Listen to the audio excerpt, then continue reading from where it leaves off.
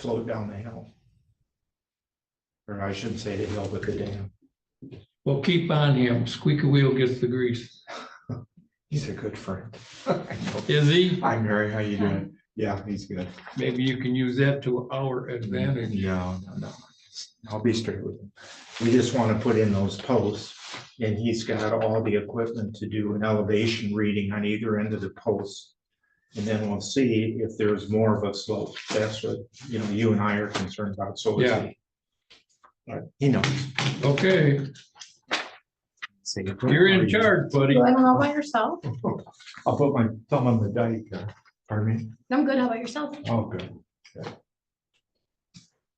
Isn't that just fine? How do you do?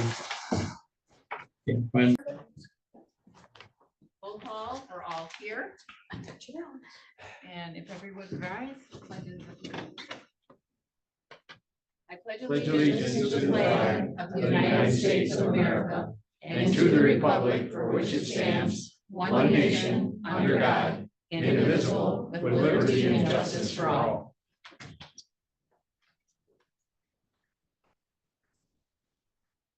Approval of the agenda, and we do have some additions. One that was brought.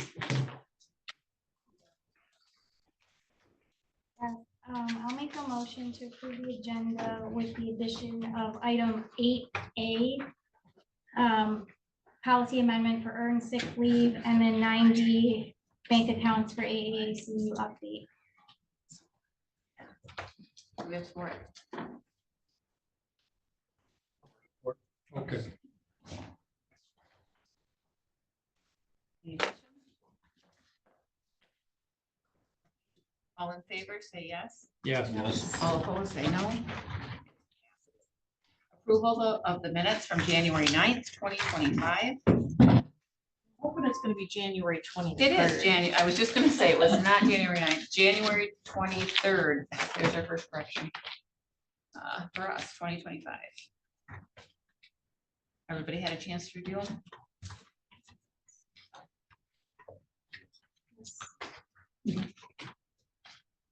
Do we make a motion to accept them? I'll make a motion, we accept the minutes. I'll From, second. yeah, I'll second.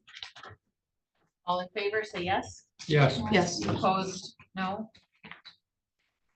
Passes.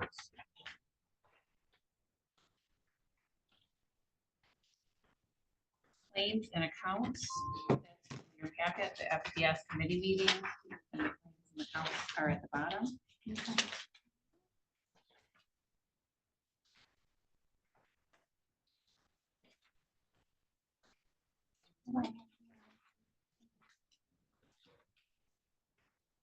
I'll make a motion to approve claims in the amount of $69,764.31. EFTs in the amount of $607,782.31. Desk checks in the amount of $65,735.03. Not entered is $15. Grand total of $743,281.65. I support that. Is there any I'll questions? second. Yeah, what is that, $15? It's not. There's an update on the common angle invoice. Oh, okay. Any other questions? Roll call. Brent? Yes. Hamlin? Yes. LaRose? Yes. Harding? Yes. Peltier? Yes.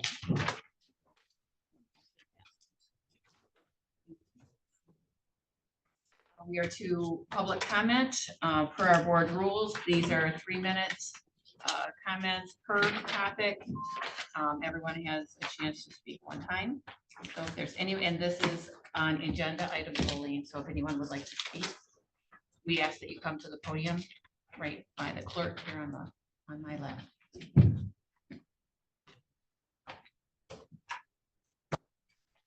Seeing none, new business, earned sick leave.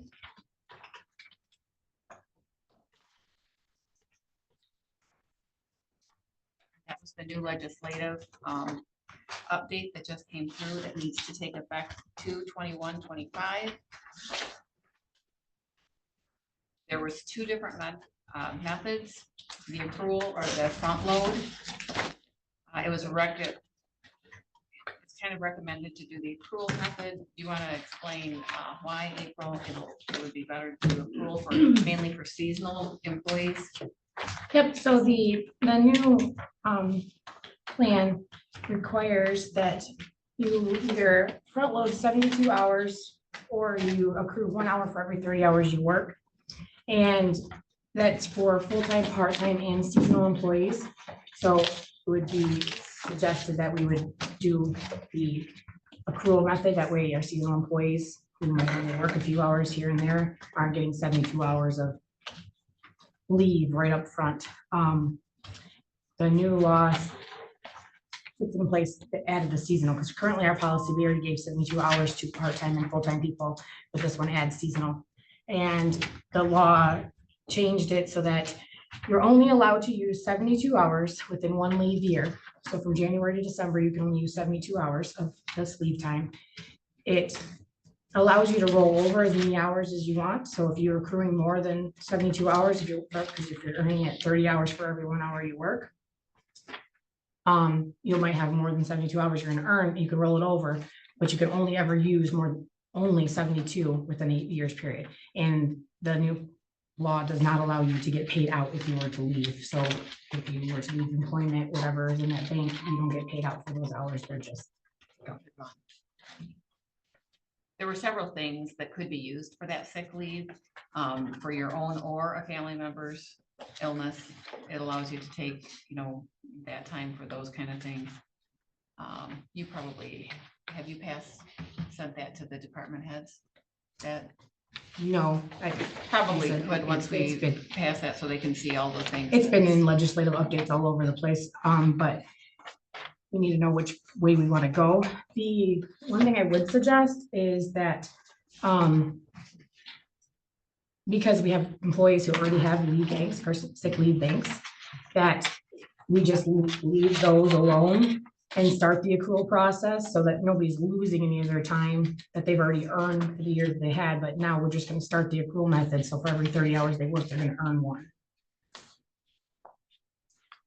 But those same rules would apply where they only get to use 72 within a leave year, and they do roll over.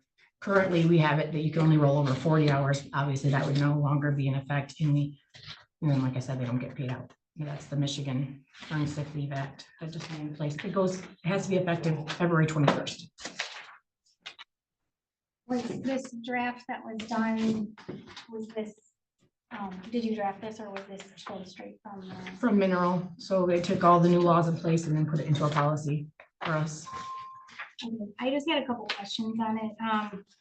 One, I was reading up on the act because I didn't know the details of it, and it sounds like, I just want board members to be aware. I think it sounded to me like the county could allow more than 72 hours per year if they wanted to be used.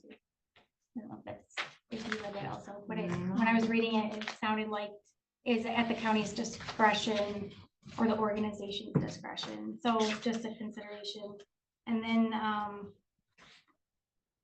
I was curious, the part here, if this was in their act or not, where it says under documentation, if documentation is required, you will be reimbursed for any out-of-pocket expenses you incur in obtaining the documentation. Do you know if That's straight from the Mineral, put that in there as a law. That was coming from the act.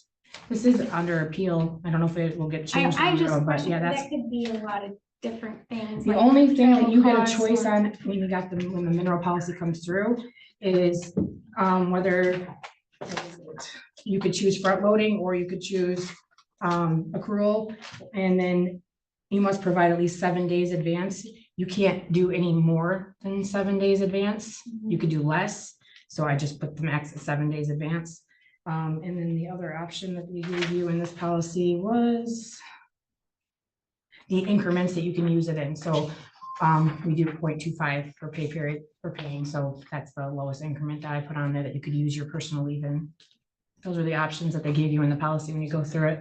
Okay, if the documentation thing is required, that's fine. It just seems like there's no limitation on that. Like somebody could say I had to travel all the way to someplace and I get mileage and time and all that. There's not really any description of what an acceptable reimbursement is, so that just seems concerning. But if that language is allowed to be cleaned up in the policy, I would prefer that. And everything that's there, the only thing that it gives you that's mandatory to be in the policy, because the mineral is our online HR. So they give you the policies and in it, it tells you exactly what language you can choose from and which language has to be in there. So the only things that we could choose from are the increments, accrual or front loading, and then the advance notice. Okay, because the other one, which I'm assuming I'll get the same answer then, if under transfers, if you transfer to another division, entity, or location within Michigan, you retain all accrued sick leave. I don't know if they mean like any company, or are they saying within the Within same your company. organization? So like if somebody transferred from a department. they would Okay. Lose their sick leave. Okay, That's I what didn't, just want, it's almost sounded like somebody could come to the county from someplace else in No, Michigan. Just Okay. within that company. When I look at that documentation, I'm thinking that means if you have to call the doctor Mhm. to get a, or to call a doctor's office to get proof that you were there in fact, For, or when you're sick, that Reimbursement. documentation, because sometimes when you have a sick leave, you have people that, keep calling and are sick and sick, then an employer can ask for documentation that they Right. saw the doctor. yeah, but because they expand so much what you can use the sick time for, your documentation could be a lot different than just a doctor's note, so it just seems very open-ended that the It county. also would be up to the department head or elected official if they're gonna request that documentation. So that's, in their office, they get to choose whether they're gonna ask for that documentation or not. Yeah, I mean, it doesn't, Or request it even. that doesn't change. So what's your recommendation? Would be to use the accrual method, and leave people's banks the way they have them currently, and then start their accrual method February 21st, so every 30 hours, they get 1 hour. And that way seasonal people aren't just starting out with 72 hours and haven't worked maybe 5 hours this year. Well, I'd make a motion to use the earned sick leave using the accrual method. To implement that policy. I'll second that.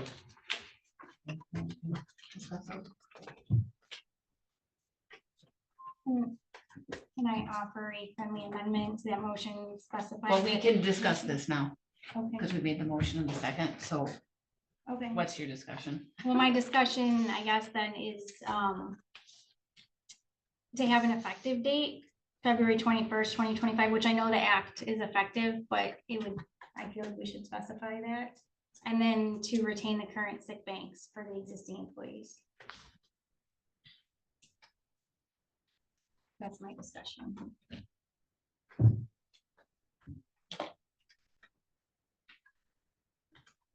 Anybody have any other questions? Any questions about the amendments? Just the one thing, a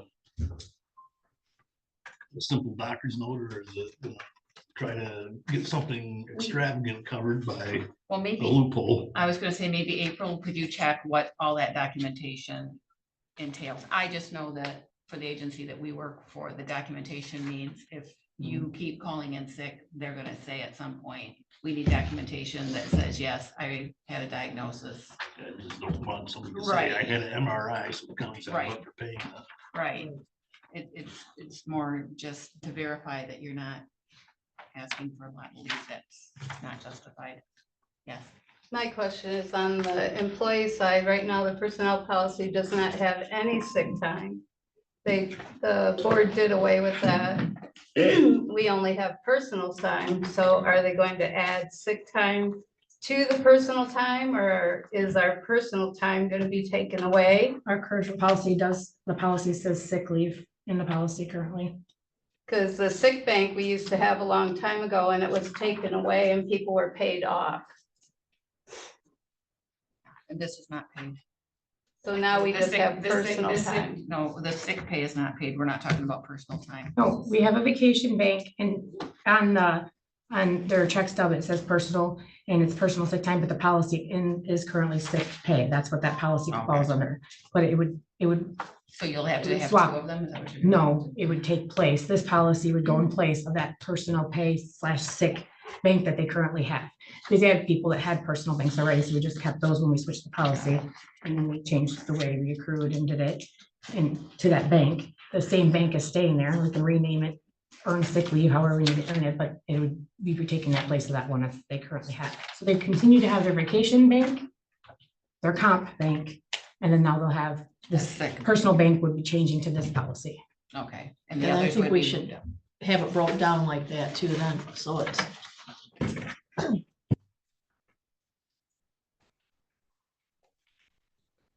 Someone looks at it, they can see how it is broke down. So we have an amendment on the floor, and let's vote for that first.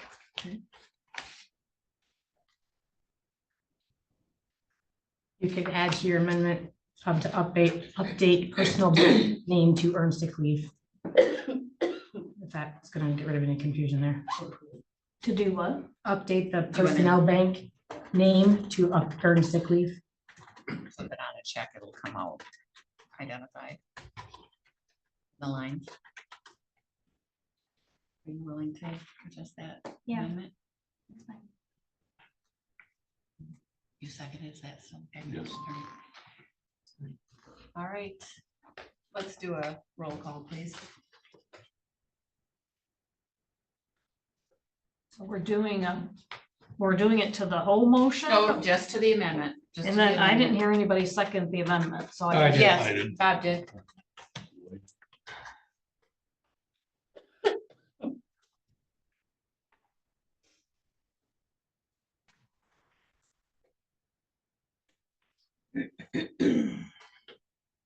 Hamlin, Yes. LaRose, Yes. Hardee's, Yes. Pelletier, Yes, DeBrent. Yes. Motion passes. Amendment passes. Now to the motion, which is using the earned sick leave accrual method. County of Montmorency providing earned paid sick leave to eligible employees in accordance with Michigan's Earned Sick Time Act to go into effect 2/21/25. Do you have that wrote down somewhere, Mary? Because you're reading it off faster than I can. I just did the top part. The top part of what? My sheet.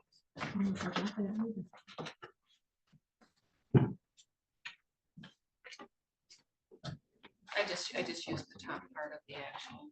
It's not. Okay, I don't have that, so that's, I guess, where I'm. This wasn't. This wasn't in our board here. No, as I said, this, the policies, it should be, it was in your email. I sent it out when the act came in place.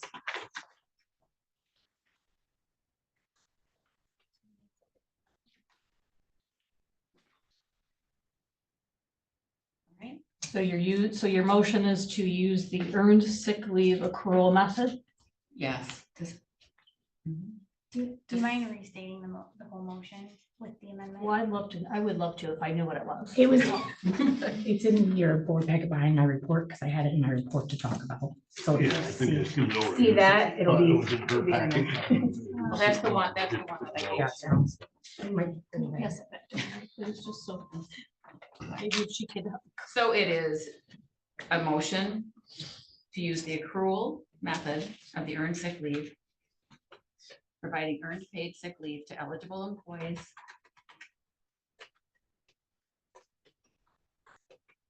In accordance with Michigan's Earned Sick Time Act to be effective 2/21/25. And to retain current sick banks for existing employees. Designates And where we say designate, are you caught up? Am I going too fast? I'm with you. And it designated as earned, did we say earned sick leave as well? Yes.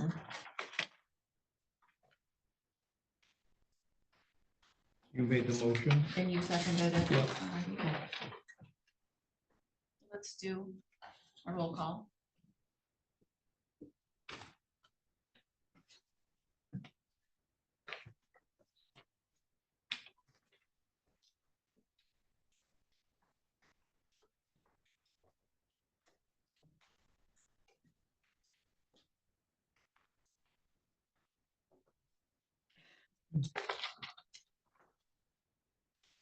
Rose, Yes. Hardies, Yes. Pelletier, Yes. DeBrent, Yes. Hamlin. Yes. Motion passes. Old business, the emergency manager position. In front of you is a packet. Last Friday, we met with Alpena. We had not heard back from the individual from Presqu'île. We did meet with Alpena, and we would like to offer a full-time position with benefits with a salary range from 55 to 60K. Plan for a start date would be April 1 if we can, if we get applicants to apply and we can get the interview process completed. We requested both boards to allow controller, administrator, and chairs to work with other county to create a job description and posting. Request template from DeCastro, and he's got, he's working on getting the combined job description at this point. You also have in your packet, actually, I think that came in an email, what the two different, currently what our EM position looks like and what Alpena's looks like. Alpena's is a little different because it added 911 coordination in with it. So you have to read through it to the end to separate which one is the controller and which one, or which one is the emergency manager and which one is the 911. The plan would be, if this passes tonight, would be to post for a position from February 19th to March 5th, and hopefully plan interviews for the week of March 10th. The agreement by both counties would include the following for interview committees: the controller administrators of both counties, the chairs of both counties, Lieutenant DeCastro, the current EM and Alpena.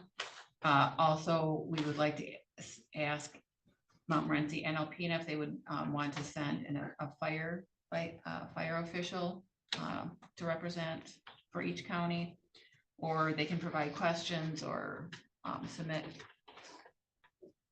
whatever issues that they might have or want to have cleared up. Compared benefits of both counties with top salary cost of $60,000, fringes included. And then when you look at what the cost is by the time you add benefits, Alpena's benefits allow family plans. That's kind of why we went with Alpena, because you see that they have that versus us only allowing a single plan. So if we've got somebody with a family, that might be a greater draw. We discussed the contract with the EM for 5 years. I'm not sure. They said it's, I'm not sure exactly who said that. I don't remember if you know, April, but they said it takes approximately 2 years to get the proper training and certification. I think that was Lieutenant DeCastro. Yeah, and three to four we would end up hiring or a contract review while there's a new board of commission setting, and they wanted to avoid that. We would like that to be a separate year from those activities. Contract would have a release option to be discussed and reviewed by the lawyers, and we would have a chance to review that as well as boards. Alpena currently has a vehicle for the EM that would be used as a command. Is it a command center that they call it? No, that's an actual person, like an actual vehicle to go to trainings and meetings. Okay. So we wouldn't be reimbursing mileage or anything. Right, yeah. And the office space in both counties, but they can work for both counties no matter where they are. If they're sitting in Alpena and Montmorency has a problem, they can go back and forth. I'm not going to be dogmatic about that. Contracting with Alpena gives access to the following items to share: the mobile command center given to EM program, the mobile EOC fifth wheel, extra radios and equipment. EOC and Alpena would also work on setting up EOC and county building. Alpena and Montmorency would still have 2 separate EMPG grants, so we can both apply for those grants. But workload and meeting attendance would qualify for both counties. Plans and documents can be shared between the counties to reduce the workload, streamline the process, and also share the trainings. They mentioned Alpena uses Code Red and upgraded to the premium plan since the state pays for the basic portion. Which was interesting. We didn't realize that the state pays for that basic portion. And Montmorency currently has Brave, but when it expires, we can switch to the basic or premium plan as well, especially when you're going to have the state paying for part of that. Training and travel reimbursements and hazard plan grants can be utilized. Alpena EM will put reservations in place for the upcoming trainings so that they are held open for Montmorency and can cancel if we do not have somebody in a position at that time. The internal notes as written were just from some of the meetings and discussions that we've had with Lieutenant DeCastro in our past meetings and with the other board. Mary, do we know when Brave expires? I have to check on that one. We paid it from ARPA, and I can't remember if it was 21 or 22. And then it was for 5 years that we paid for it, Okay. but it was all paid out of RAVE for that 5-year term. Or ARPA. Mhm. And then there's another page that has some of the salary breakdowns, like if we did it on our own. For example, if you gave a salary on 45,000, what that actually looks like by the time you give benefits. And it gives different amounts as well. Then there's also the fact sheet for the local EMS from the 2024 EMPG funding cuts. And again, that funding cut was cut 10% in 2024. We got around $4,000. I think Alpena said they received about $5,000. No, for 23, we were at $4,000. For 24, we're only getting $2,332. Oh, only 2,000? Yep. Oh, because of the 20. Yep, and then if you look in the fact sheets, they're very hopeful that 2025 will go back up, hopefully to that 22% mark. But we don't know. I checked, still fiscal 25 allocation percents are not out yet. I did finalize all the EMPG grant work, so we're at least getting the 24 reimbursement, even though it's only the 2,000. But that allocation percent depends on the amount of salary and fringe benefits for the emergency manager for the county. So whatever we pay out for that program for fringe and benefits, we get that percentage reimbursed to us. And it won't, but it can never be more than 50%. That grant will never go above 50% of the program. And if we contract, then both counties can still apply for that grant. Because if you do Nothing's one, lost. right, because if you do one, then only one can claim it. So I would like to make the motion to work collaboratively with Alpena County to create and post a full-time EM position. Is that in your packet, Cheryl? Yes. Okay. It says motion for emergency manager position. Okay, I see where you're reading from. Thank Yeah, you. allowing the controller to finalize a job description and posting with the assistant of the Alpena administrator and Lieutenant DeCastro to get candidates for an interview committee to review. And then it lists who is going to sit on that review candidate. After final decisions, again, that would come back to the board. The cost of Montmorency County would not exceed the proposed budget of $45,000. And the posting of the position would take place February 19th through March 5th, and interviews taking place the week of 10th. Okay, so I'm sorry, Larry, you want this whole thing as your motion or You, just this top paragraph? you can probably do the top half, just the top paragraph. Okay, I'm just telling everyone what's in it. And the last would be the posting would take place February 19th through March 5th, and interviewing the week of March 10th for an expected start date of April 9th. I'll second that motion. I just, in all of our meetings, we met with Presque Isle County, we met with Alpena County, we sat down with Presque Isle and Alpena together. 3 county did not really seem to be what anybody really wanted to do on that. It got pushed back from Alpena. And we went over the budget numbers with Presque Isle County, and I don't think dollar amount wise, we would be able to afford to go that route. Anyways, because that their EM already makes more. If we were to add money to it, I don't think we'd have enough money in our budget to cover the half of that. And so part-time, we've done it we've had 5 different ones that are part-time and they haven't really worked out. To offer a salary, even at $45,000, you're looking at about $20 an hour for that person to work and do this job. And the benefits on top of that, you're still looking at about 60 grand for the county to pay. And if you're, that's more than our budget is planned as well. And that's what's in that packet. Currently in our budget, I have for the fiscal 25 EMPG grant revenue coming in for about $5,000, just over $5,000. because that we're hopeful it'll be at the 20%. Revenue we plan in the budget, and then the $45,000 expenditure to go out for with the contract. So that's what's in our budget currently. So we have a motion and a second. So is there any further discussion?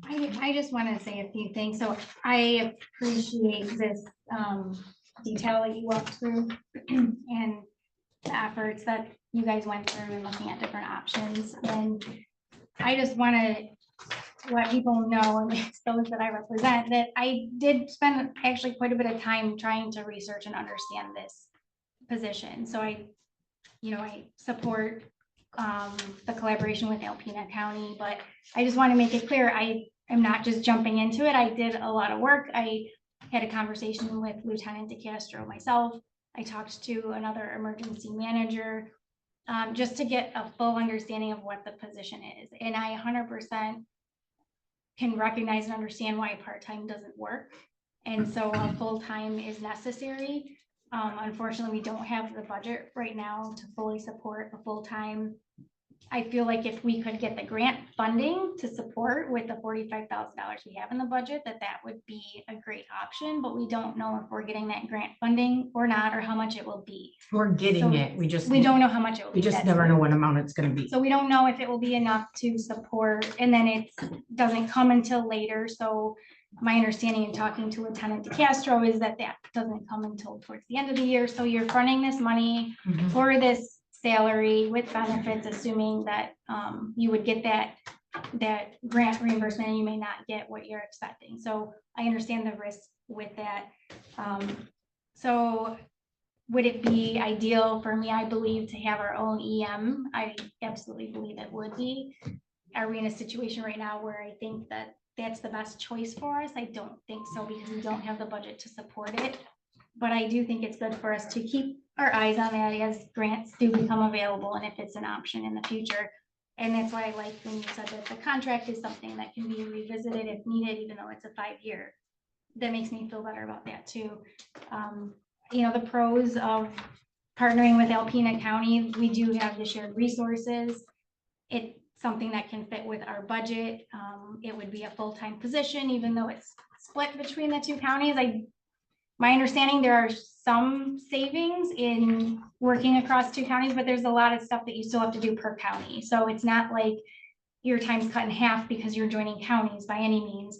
So I still see there could be a potential challenge in meeting all the needs of Montmorency County. And that's why I just think the board needs to keep tabs on that. So I put a lot of thought into this. I talked to several people. I talked to the chair as well. This information helps as well, but I just wanted to make it known for whoever cares that this is not an easy choice, but I think that this is the best choice, and I support the decision. So that's just wanted to share. Something else I just wanted to mention, I forgot to say, is it's in when we talked about it, that Alpena County's current EM is going to transition to a full-time 911 coordinator, and she would be there available. So like if something was to happen and you needed somebody in both counties, we at least have that resource by working with Alpena to still have that person who has the training as a backup, those kinds of things too. Any questions? Just the committee to review candidates, I think it might be beneficial to allow or invite the sheriff department and EMS and even the DNR to have their input into it, if they maybe make a recommendation, if they see a candidate they like or would prefer, not just get the opinion of as many people that would be involved with it as possible. So the committee for interviewing, that was discussed a few different times in committee meetings when we were met with Lieutenant DeCastro, and then the last time when we met with Alpena, and the reason why they picked the people they did. And I think a good thing would be to get questions from all those places to ask on the interview panel. But the reason why I think they chose the people to do the interview that they did is because the emergency coordinator answers to the administrators and boards first, and that's who they have to answer to. Your chair is your backup. So like the chair has to be involved with that. And So if you get too many people on the interview committee, it could get kind of crazy, but they could probably put questions in. But that was just the committee listing that was from multiple different committee meetings with DeCastro and Yeah, I'm not other suggesting counties. they'd be part of the committee, just have them. Yeah. Ability to be there if they would like, and I think it would be great to get like, either make a recommendation to the committee if they feel there's somebody they would prefer to have, or like their qualifications better than others. We could ask we could send that out to those other departments and see if they have specific questions or concerns. We're already gonna do that for the fire staff, so we could ask that. I think it's a valid point because they have to work with the emergency manager. So, yes, the EM probably reports to the chair of the board, but everyone else is the one who has to be on the grounds working with them. So I can see them, even if they're fly on the wall in the interviews, listening and hearing and, just having discussion maybe afterwards with them on what their thoughts are and getting the questions. I think they may have, with their experience in the past with EM, they may have good questions to offer to the interview committee. Mr. Chairman, I was just gonna say, if, I know, previously, our 911 coordinator had requested to participate, and I don't know if just in conversation with, Alpena County to see if, it sounds like they're interested in EMS and or fire participating in this is, I think what I heard.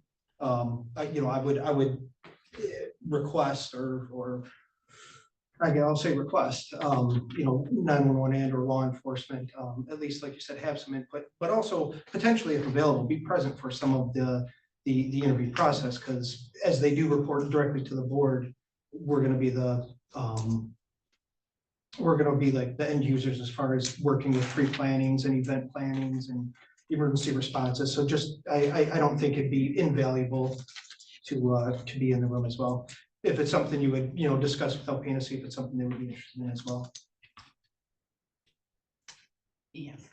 You may already be doing this, but I would just ask that you consider in your description for the person or how they coordinate. I feel like sometimes we get, not a lot of physical appearance here, so maybe some requirements or some coordination that how many hours does that person contribute to this community, or do they have physical presence here for a certain period of time so that we're actually getting the benefit of our dollar, because I think coordinating is important and it is good, but my experience with a few things is that sometimes we're kind of like, well, we just didn't make it over to your county this week, sorry. Well, And we've got some requirements already because there's meetings that they have to attend. It has to be here. That they have to run here and be here for. We had talked about, making it a 50-50. Lieutenant DeCastro said that was maybe not the best way because he said depending on what the need was. You don't want people to be wasting their time on the road if they can handle something in one place or the other because we don't know where this person is going to be hired from either. We would be posting here in Montmorency County, and Alpena is posting in Alpena County. So we don't know. And we're doing it through the portal or through our website and website, Indeed, in both papers. in both papers. Okay.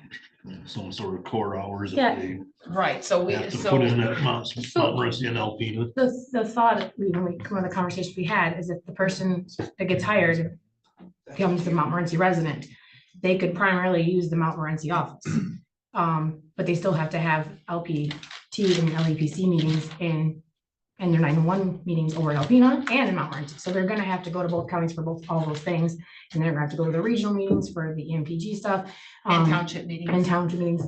But if somebody got hired in Alpena County, maybe their office hours would be primarily in Alpena but come over here and have set days that they're gonna be here in this office, things like that. But that was one of the conversations we had, depending on who hires, they could have a primary office, so they're not constantly on the road, but they're still gonna have required to be in both counties for a certain amount of time doing those other things. And that's where seeing the job description that DeCastro has for the combined will be valuable. Yeah, and he said he did reach out. I talked to him today. But he's currently in Florida, so he'll get it to me back on Monday. Okay. Yeah, someone's someplace warm. I know, I said I was jealous. You said it was 91. Yeah, 91. Right.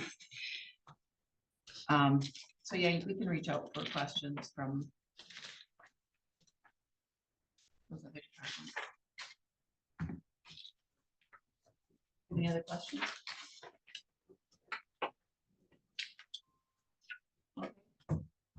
Since this is. Let's do a roll call. Hardee's, Yes. Peltier, Yes. DeBrent, Yes. Hamlin, Yes.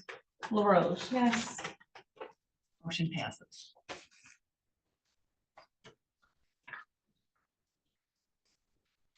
This week, where are we at? Posting those. that need to be disposed Vehicles are of? posted. We should have, hopefully have some bids on some of that stuff come in for the next meeting.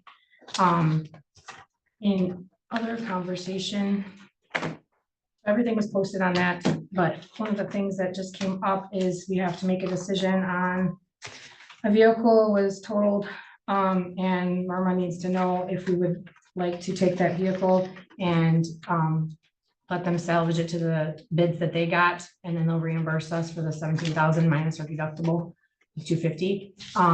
Or if we want them to reduce it by the salvage amount that the highest bid was and let us take it back and do that. So the board needs to decide if they rather just let them salvage it and take care of it. What is the cost for the salvage?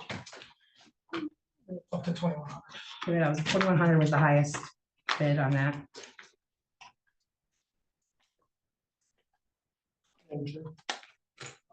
We, like the controller said, we just got this, whatever, I think it was yesterday. I don't know if there's, Merman needs urgency on, receiving this decision today or in 2 weeks. I'm sorry. Did you receive the claim paperwork?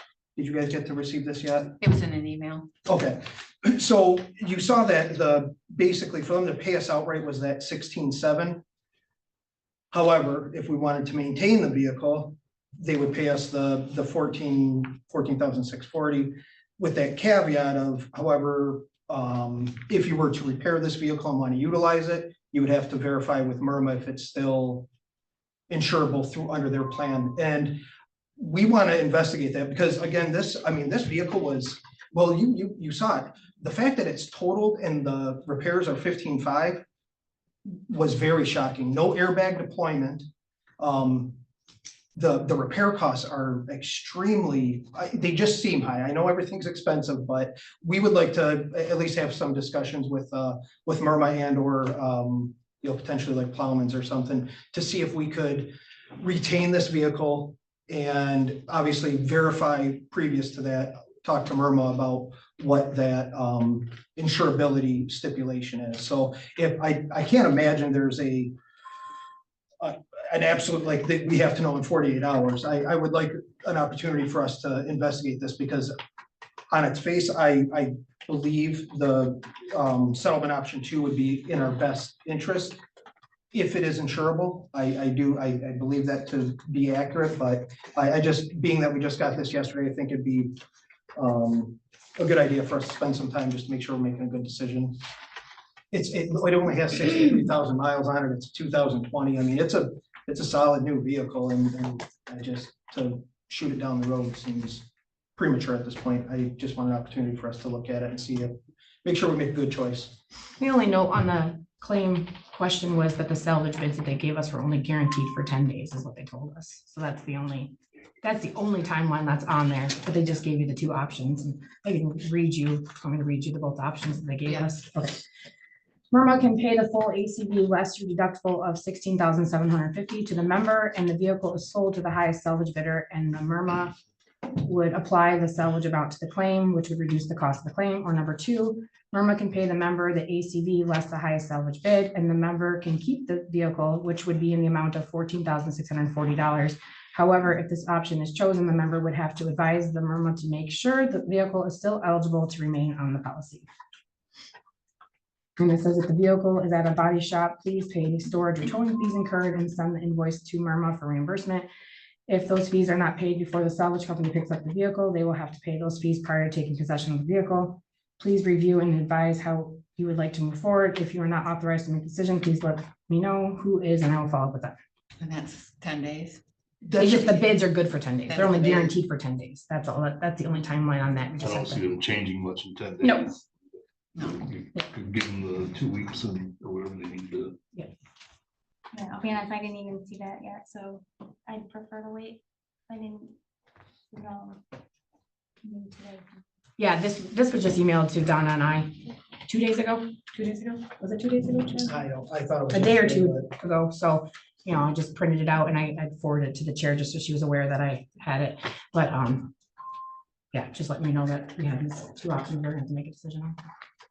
So if we scrap the vehicle out, how much money is the county losing?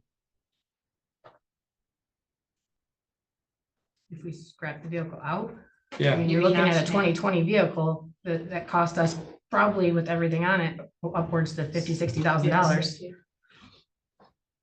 We haven't, it hasn't been driven very And much. and we don't know how much it's gonna be in repairs. Right. Well, you have the report. They're claiming 15,500. Yeah. What kind of damage? It was a front end, it was a deer strike front end. Is And there any it's- frame damage? No, I mean, as far as the, we just got this, so the adjuster information is about 3 pages long. And as far as going through it, no, it doesn't appear that there's, I mean, the radiator went, some of the frame, all the headlights, you have a hood, front cowling, headlamps. I think driver's side quarter panel, I mean, as far as structural frame, no, it is very shocking that there's this much damage done, but again, that's all the more reason we wanna look at this harder, because it doesn't appear or seem as though this should be a total vehicle. there was a reason why he wrote that off. What was the reason? Well, they value the vehicle, the actual cash value, the ACV is $17,000 is what they say. So because of the repairs being so great. they're calling it- 15,000? Right, they're calling it a loss at that point. It's a 2020. And, again, if it's something we can look at, the difference between, if we can get 14,640 and we can have it repaired and certified or whatever it is they need to be done. And even if the projected repair costs are still 15, that's only $897 out of pocket after the payout. So I mean, to pay $900 or $1,000 to have the vehicle fixed, that's ready to be, I mean, again, that vehicle will have 4 or 5 years on it still. So I think it behoove us to look at it a little bit longer and then make the best choice. If they won't insure it after repair, well, that kind of changes the equation quite a bit. But you won't know that until after the repair. No, we haven't had the opportunity to contact MIRMA and ask what that process is. Because it's a line on here that we haven't ever had to receive where, however, if this is the option, the member would have to advise MIRMA to make sure the vehicle is still eligible. We want to find out from MIRMA what that statement means. What is making them put that statement in here? Is there something we need to do to meet it? We couldn't have a salvage title. When it was checked, did they have it up on a hoist and check it? Or No, are they just looking at it it? was So in the they car. couldn't say if there's frame damage. They It's- couldn't say, they're just looking at it. Correct. It was in our lot when the adjuster gave his adjusting. It was just in our lot. It was not in a garage. It was not on a hoist. Okay. Could be a lot of it just cosmetic damage that we could live with too, if they just pound out a fender rather than replace it. I think, Could be again, I savings think that way, it's too. worth giving it 2 weeks to have it looked at before we make a decision. There's no urgency in this. It's not going anywhere. It's in our lot. There's no storage fees that we have to worry about. And if this is repaired, what are your wishes? That it goes back into the fleet Oh, absolutely. There'd be nothing wrong with the vehicle. as a cruiser? Absolutely. We have, just as a caveat, the one new leased vehicle, both leased vehicles that we've had since November, neither one are out on the road yet. How long before those are gonna get fitted and on the road? Do we know? The one that's They had the being, parts for a while. well, since, you have, well, I want us to finish one conversation first. I know the fleet's in it. I guess if we're making a decision on, do we have any other questions on this? On the crash vehicle and the conversation from Myrma? The question coincides with that, because if, how long is it gonna take to repair that? I don't know. That'd be up to the garage. We got two brand new vehicles that have been down Well, there You're for asking 4 me a months. question I can't. Yeah, you're right. And they're not on the road yet. No, they're not. In November, I told you, they take several months. By the time we're taking equipment off of vehicles to see what can and can't be utilized. And when we order equipment and it comes in, on top of the fact that our mechanic is not just doing mechanic work, he is fixing every other fleet vehicle. He is snow blowing, fixing, I mean, this isn't he just has this one job to do. I'd say 2/3 of the way. I would say approximately to your question, Ms. Hamlin, I would say probably 2 to 3 weeks right in there would probably be when this first one goes online. This model year 25 is different from previous. So as I discussed with the two commissioners from FPS, the original dash light, for example, that we were believed was going to work and be able to be swapped over, didn't, because they changed the configuration of the hood line or the roof line. So now we're ordering we had to order 2 new dash lights for that. There's processes, and then now that one's done, he already has templates built, so number 2 always goes faster than number 1. We had to get the dividers. We were able to reuse one of the dividers, but we just had to buy different bracketing because it's not the same as the 20s. So those are just the steps within the setup process. Now, the setup costs to date that, because we had those at the FPS, what are we at currently for the additional cost for those new cars? For all the new parts, currently $12,914.21. 13,000.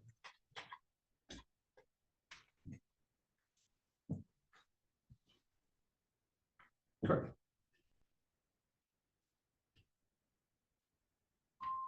And we need to retire, a certain number of cars. We talked about but those were higher mileage cars that we were interested in. And this one was not higher mileage. This one was the 2020 and it had 60,000. 63. Yeah. 16,000? 63. Oh, 63. I would Yes, suggest that so- we contact Myrma first and find out what the whole eligibility for beyond insurance and bring it back to the 27th meeting. Like Chad said, there's no reason we have to make the decision today, but we need to know that answer because that will determine what you're gonna do. Correct. So, And I'd like it inspected a little bit more so we know exactly what damage is. Yeah. Frame damage is a big thing. Yeah, if it has structural, then our decision is going to kind of be Yeah. for us. I mean, because right now, they just looked at it. You don't know if there's any structural, frame damage. Well, it'll be in the process of being inspected by Berman to determine if it's insurable again, where they ain't gonna Yeah, like allow I it to said, go it's on just, the road it's, again if it does have frame damage. it's a statement we've never dealt with before, so we want to have a conversation with Norma just to see what that means. So what is everybody's pleasure? Do we want to table this till next? Yeah. Meeting? Yeah, and yeah, give I them would. A chance to check with Irma what that all means. Yep. There's a lot of unknown right now. So. Yeah. Okay, do we need to make a motion to table? no, it was, this was just stemming from, this was added into the fleet discussion, but this fleet discussion agenda item was stemming from our previous Right, finance meetings, and we were talking about the inventory and the posting and everything. This was just letting you guys know that this is something else that came up that we have on the table to deal with.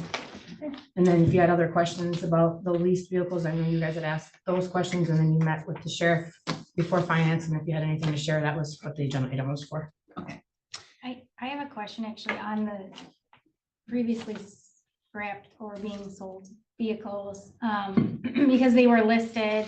I saw a listing, I think it was the Welcome to Atlanta Facebook page, and it looked like it wasn't clear. Our motion was that we could sell or scrap the vehicles, but the posting, I guess I just want to make it clear, and whoever's listening, the posting made it look like we're trying to sell these vehicles in my mind. And there were a lot of comments like, why are they selling crashed vehicles and things like that? Whereas I think, I don't know how the postings are typically done, but maybe that can just be really. Okay, so we just ask for bids so they can go out to they can go and inspect the vehicle and they can put a bid of what they would like to get for the vehicle. If they can sell it, they can, or buy it for scrap. They're Okay. they put bids on as As is. is. Yep, as They're is. as Okay, is. I just want, there were some comments on there and I don't respond to stuff, but I just wanted to make sure it was clear that that's, okay. I do have a question. If someone wanted to go look at it, how would we go about doing that then? Would we contact the sheriff's department? Would we contact you?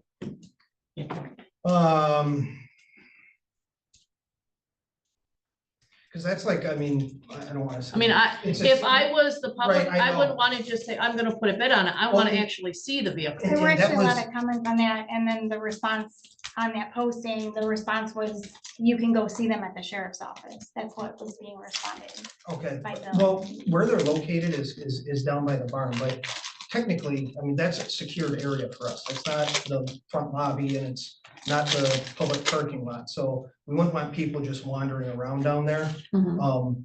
Again, when this was presented, you know, my intention wasn't, I kind of wanted to avoid this because they're really not usable vehicles. But for some people, they are. I mean, I people use guess them it for may be, parts. as far as I don't want to keep, I'm not always gonna have somebody available, is gonna be the problem, and I don't want to pull the mechanic away from having people knock on his door when he's under a vehicle, or he happens to be in Lewiston picking up a part or dropping off a water sample.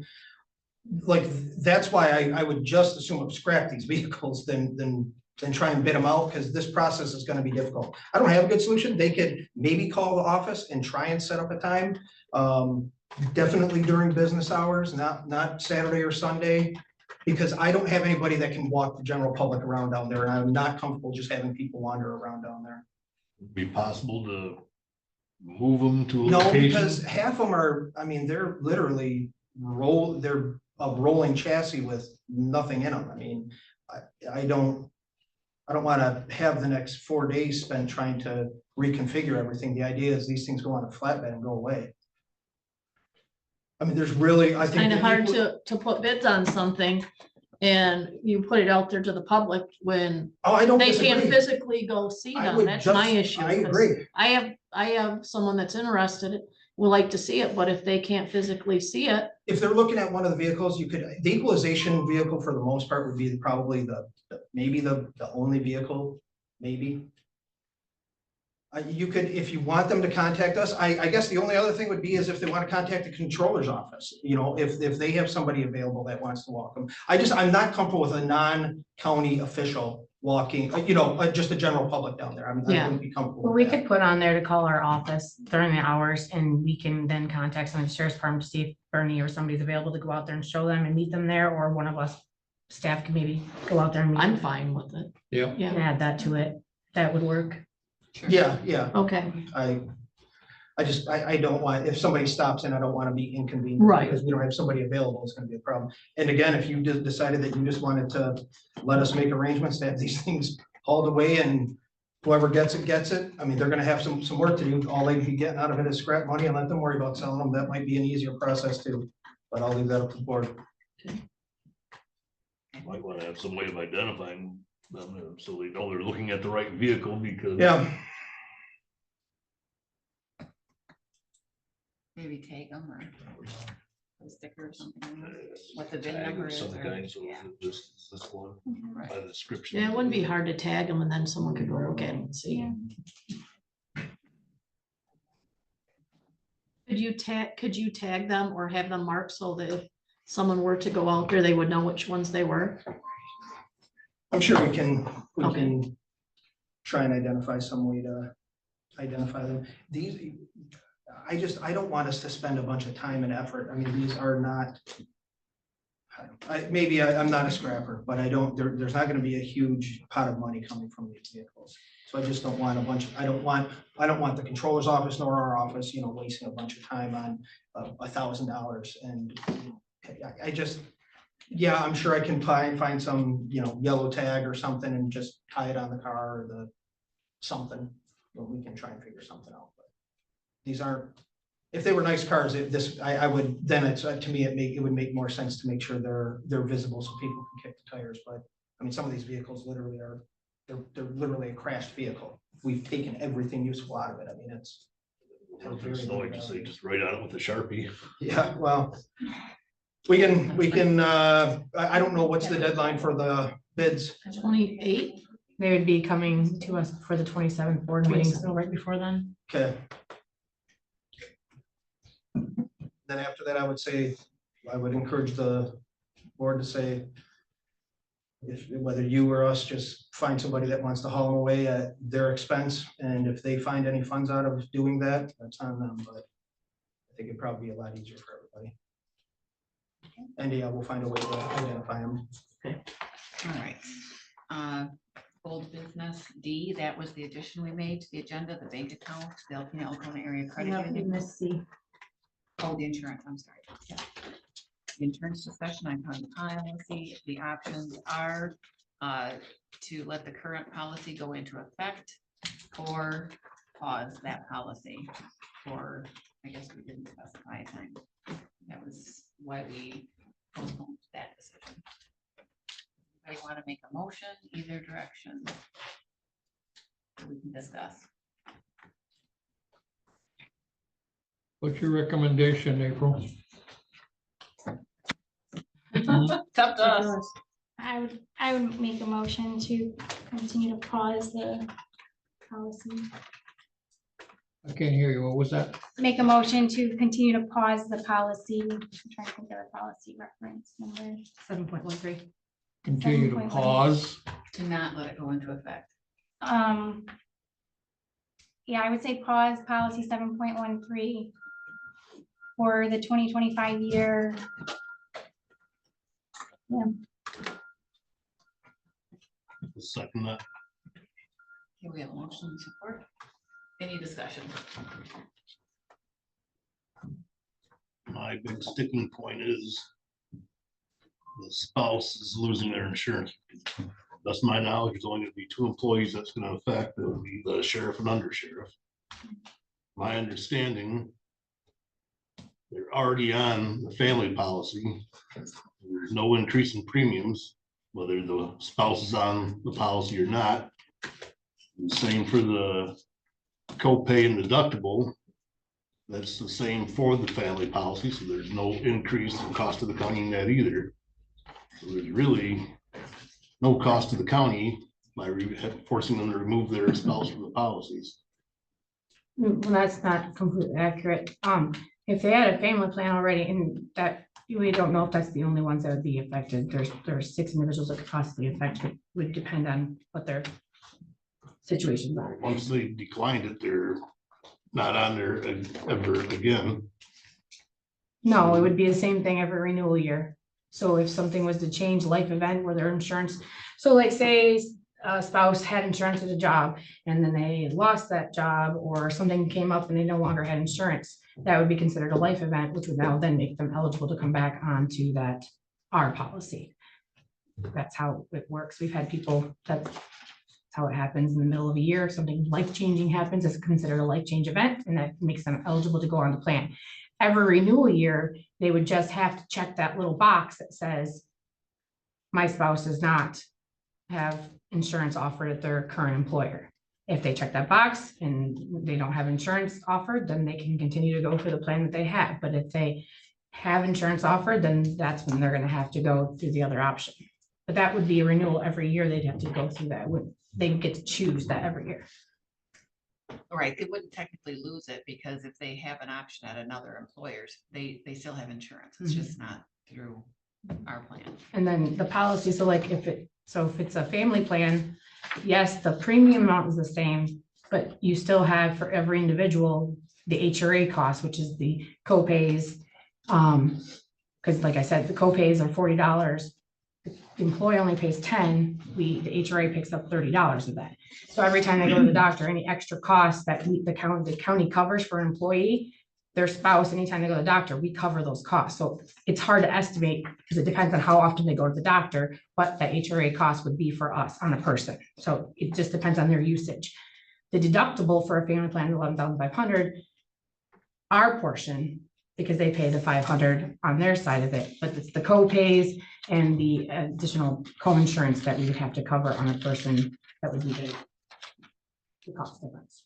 So you can't estimate that not knowing the usage. Policy, they're all covered in the family policy regardless. It doesn't matter though, the HRA cost depends on the individual, not the family. So yes, the deductible amount's 11,500, but still every copay amount, those little extra amounts that we pay for each thing. So those extra amounts, that's per person. Doesn't matter if it's a family plan or not. So you may have 5 people on a family plan. Now, we do pay the deductible for that family plan, 11,500. But for every person, when they go to a doctor, that $10 they pay, we pay $30. That we pay for every single person on that plan. And that's an extra cost. That's not a part of that 11,500 fixed cost or the premium cost. That's an where you additional. reach the deductible and then the max out of pocket period, right? There's no No, max. those are different. The HRA is a substance, gives us the employee a discount on what they have to pay. They have a deductible, and then they also have our copay that we give out of the HRA. So those are 2 different things. What's the average amount? I don't know. You don't know. It's all depending on usage. It could change from one year to the next. If some persons, and a lot of doctor's visits, and they're going to have major treatments, that's a more expensive portion of HRA costs for that individual, for the county, than a person who never goes to the doctor. So you don't know. It's based on usage. Yes, and you can't estimate that. Hi, this is my thought. So this new policy, if I've got my timing right, a new policy was implemented in 2011. Changes for anybody hired that point forward are, their spouses can't be on the insurance if they have coverage. So here we are, like over a decade later, trying to change that. And I don't understand the motivation for the policy change, not having any quantitative justification. So I don't know, I guess that's where I struggle. I'm with the- confused on what you're talking about. So in 2011, it was changed that any new hires would only get a single plan.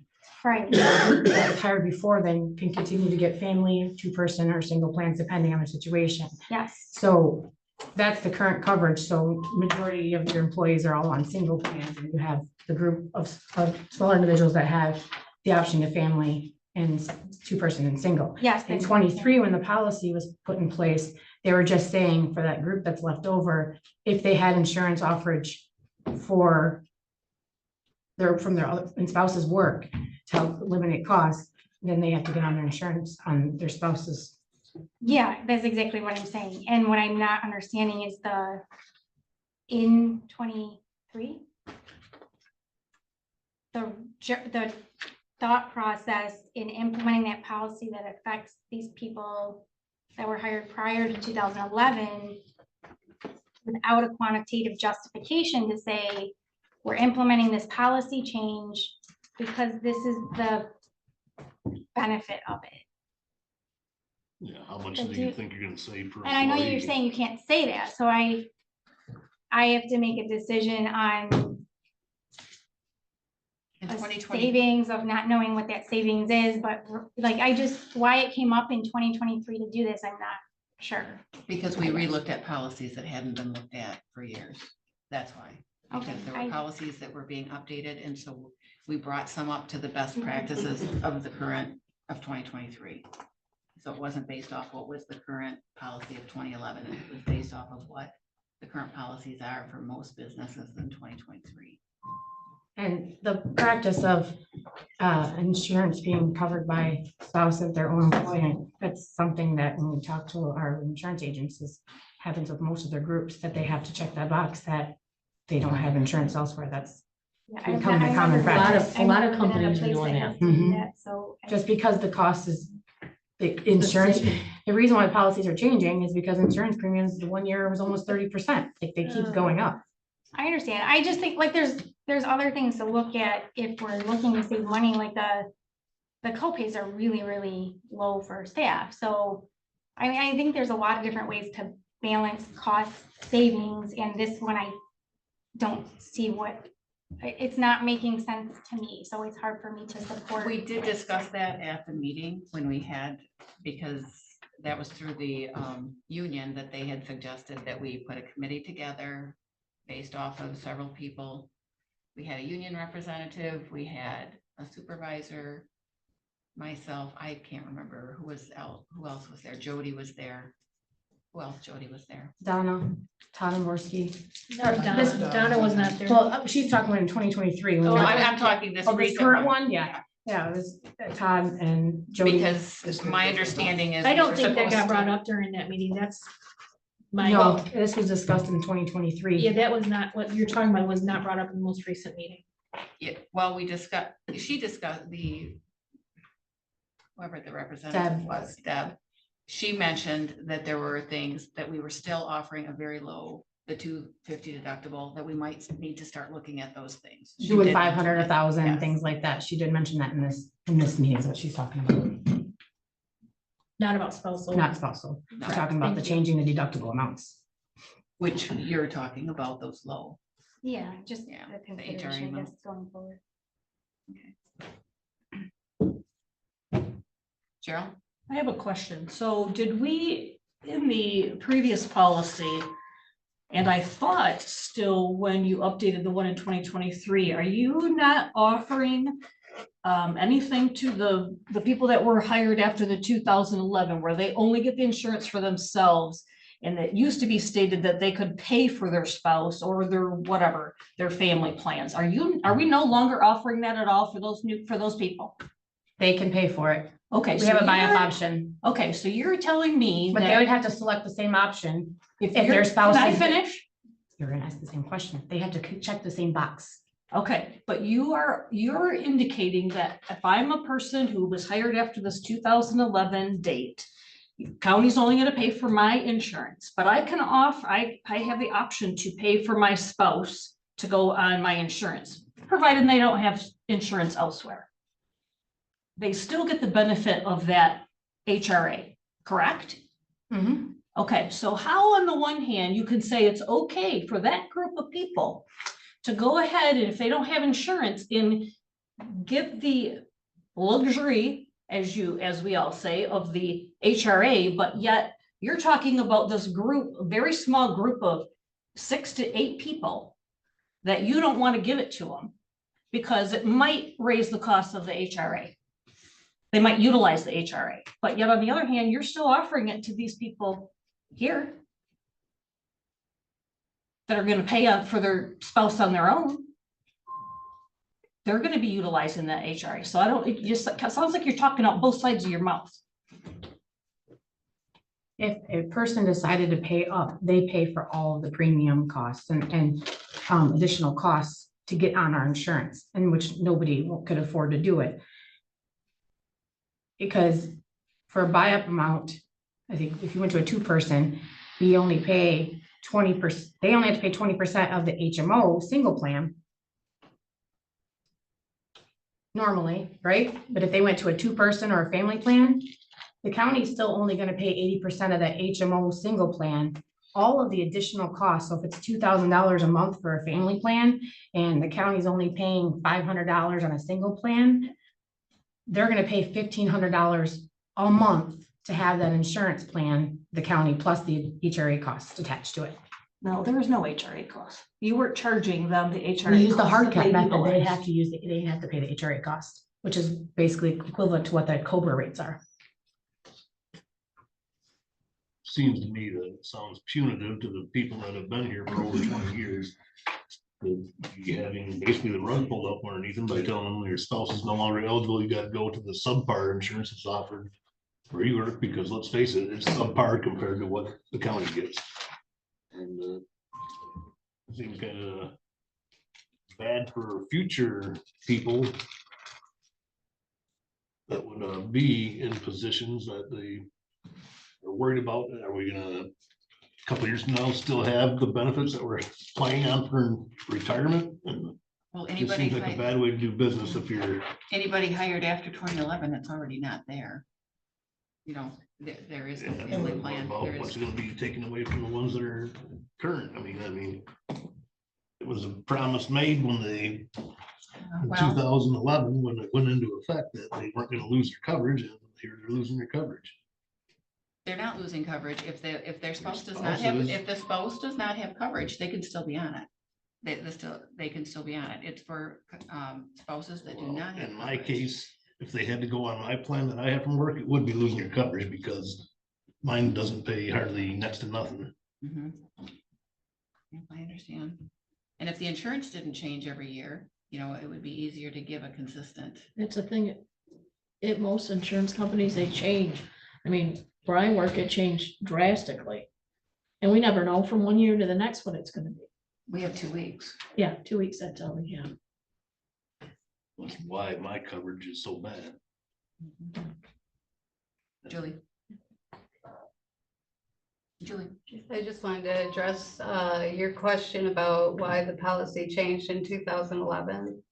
For those workers, they went back to that date because we were trying to take care of our debt for that. And that was a way to take care of the insurance debt, was to stop current employees coming in and receiving the family plan. So they did that cutoff date for any new employees coming in. And those new employees coming in, they knew they would not have that insurance. So they've had all these years to plan for that. So that was the date the county used to, no new hires would be able to get family plans anymore. So that's the date they used, and anybody that was hired before that 2011, they would be able to keep their family plans. So that's when that policy change happened, was because of the debt of everyone getting family coverage. So anybody that was here for the 15 years or longer, you knew that once you had your 15 years, you didn't have to worry about that. You could count on that. And, you know, now that you've had all those years, you don't have time to plan to have that money saved up to pay for your insurance if it's taken away. You've counted on that. The other employees that were hired in here, they know they don't have that coverage, that benefit. So that's the big difference here.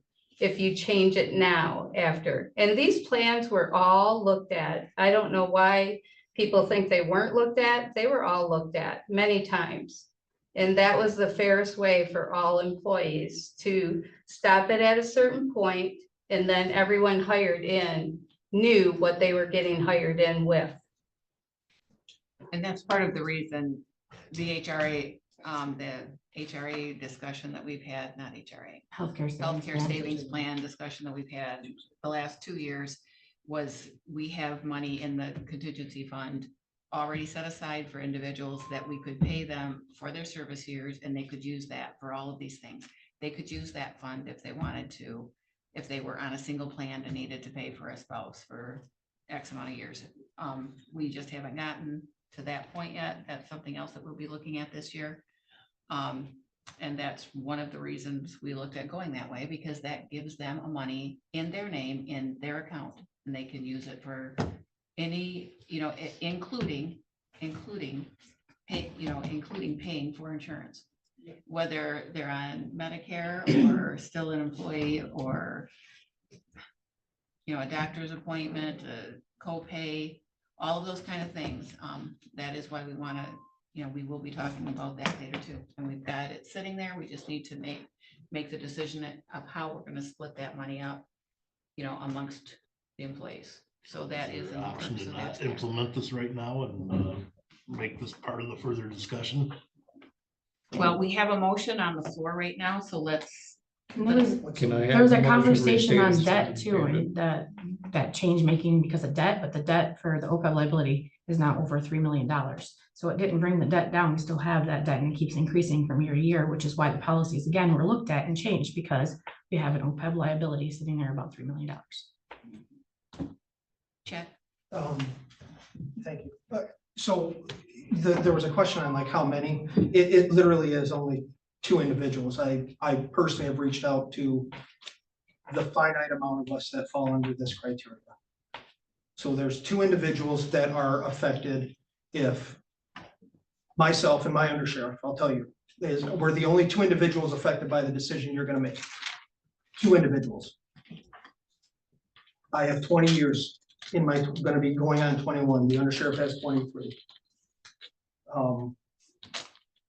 I appreciate and understand that insurance changes all the time, and we know that our insurance policies have changed in the last 20 years over and over and over. But the ability to cover, my spouse never has. That's never been a question. And after 20 years to lose that is devastating for me. My wife, beautiful, but has every autoimmune deficiency known to man. Lupus, RA, she's a type 1 diabetic. She has specialists across the state. And for the decision to be, yeah, well, that's what other people do, that's not a righteous enough decision to me. We're talking about 2 employees in this entire county, and that's it.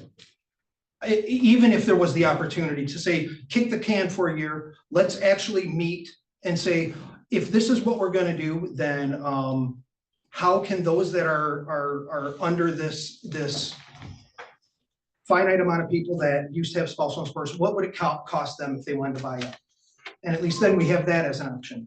The other thing I will say is, coming from, I'll speak specifically of the sheriff's office. I have to have succession planning.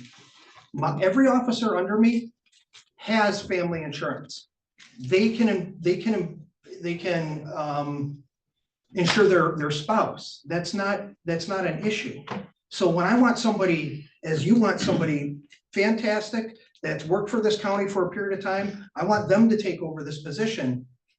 To tell them, yeah, you should do it, but oh, by the way, you're gonna lose this benefit or lose that benefit, doesn't make sense in trying to encourage the best people to step forward if by advancing they end up losing a benefit. So that's one part of it. The other part is there's truly only 2 people that are affected by this. And I can't imagine, maybe my wife is expensive and I apologize for that, but that shouldn't be the determining factor after 20 years on whether you insure her or not. Well, we don't know what anybody's costs. Mr. Chairman, I understand, but I am gonna say, we're only I'm just saying, we talking don't know about what 2 your costs people. are. That's not, we haven't looked at anybody's bills. We do not know that. We are looking strictly at the policy and what's appropriate. Thank you. All right, so the motion currently on the floor is to keep the policy paused and to not let it go into effect and allow the family coverage to continue. So a yes vote would mean that we are continuing to pause it for another year, you said, correct? Correct? Yes. You said for another year. Does everybody understand what's on the table? Did you say anything else in that motion? I think I just said pause it for the 2025 year to revisit. So we can do a roll call.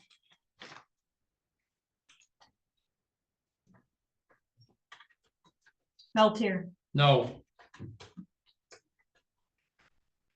DeVrent, Yes. Hamlin. Excuse me, no. Rose, Yes. Hardee's. No. Policy will go into effect. Old business D. I think you would No, need you a still need motion a to go motion. into effect because of the previous motion had it on hold until this meeting. No, you just tabled talking about it. There's the Motion minutes. passed, so it would go. Yeah, into just effect. read the minutes from last time. I did read the minutes from last time. Yeah, I said if it's in the minutes from last time, then yeah.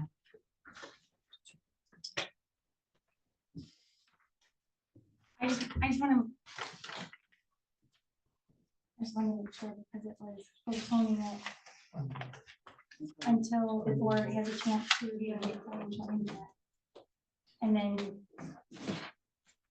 it didn't say just postpone it till the next meeting, so I just wanted, it's fine.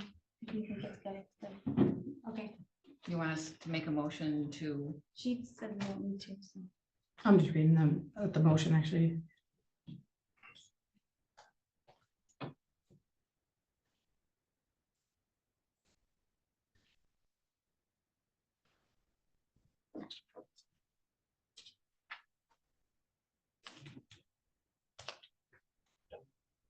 So do we need a motion to,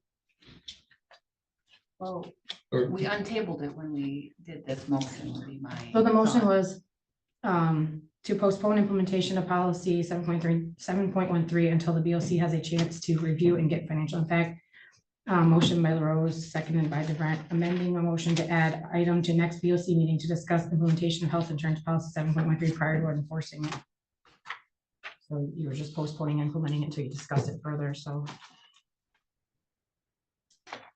I'd leave it up to you guys if you want to have a motion to implement or. Next item, so.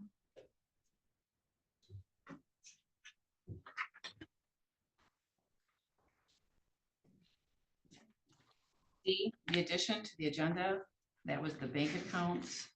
Alpena Alcona Area Credit Union, that was in front of us.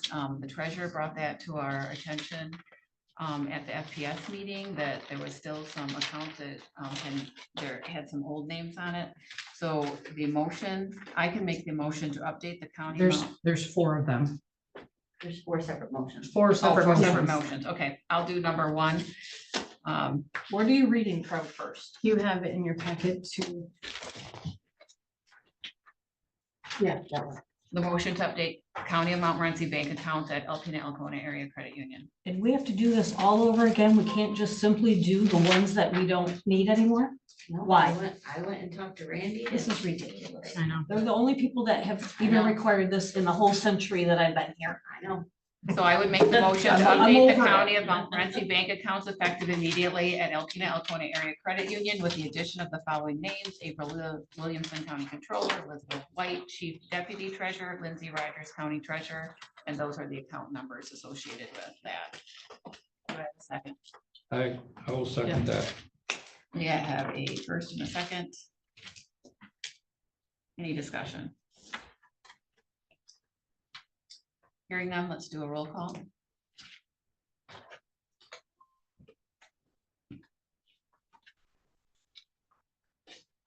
Brent, Yes.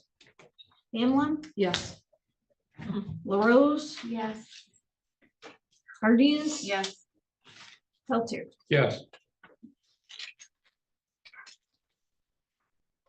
We need I will make the motion, the second motion to close the Alpena Alcona Area Credit Union account, and that's 914 extension 000 and 04088 impressed, and all remaining funds are to be transferred to, and then that account that is listed 386-040 after closing. Do I have a second? I'll second. Have a first and a second. Any questions? Hearing none, roll call. Hamlin, Yes. LaRose, Yes. Hardees. Yes. Peltier. yes, DeBrent. Yes.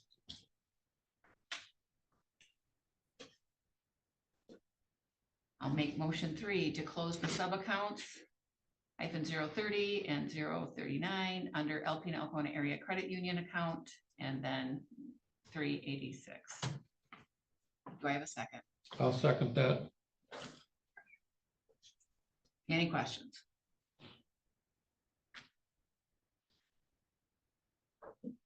Roll call, please. LaRose, Yes. Hardees. Yes. Peltier, Yes, DeBrent, Yes. Hamlin. Yes. Okay. Motion number 4, I'll make a motion to remove Deborah Toro, Kevin Baker, and Lori Stanley from Alpena Alcona Area Credit Union account 722 jail bond, and add Danielle Reimer. Do I have a second? I'll second. Have a first and a second. Any discussion? Hearing none. Roll call, please. Hardees. Yes.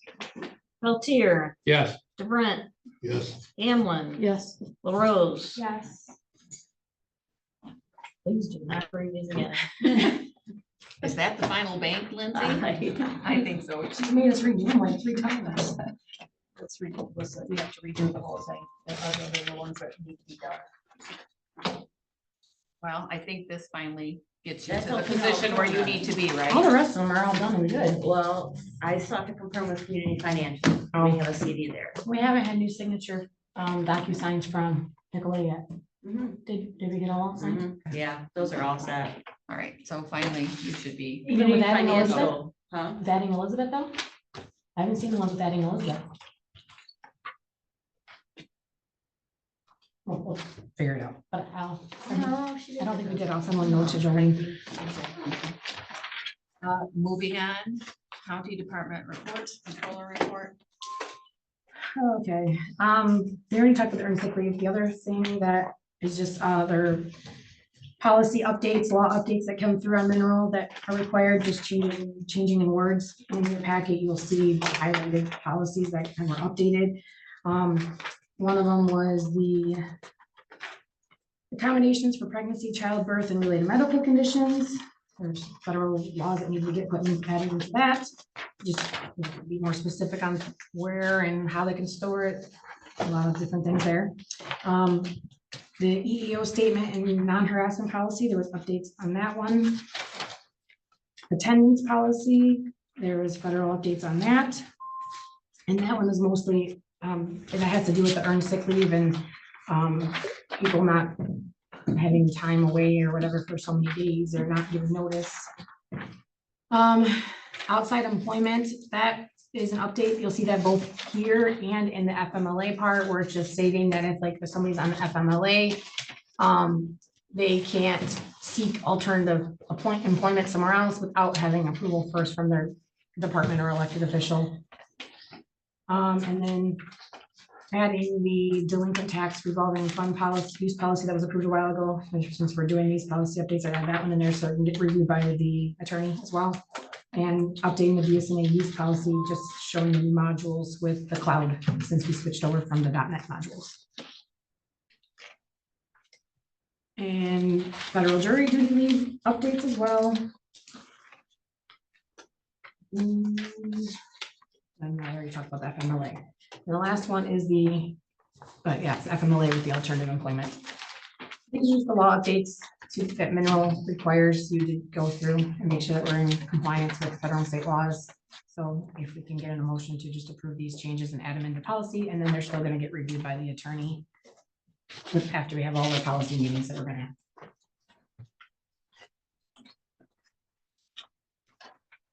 I make a motion to update those policies. I'll second that.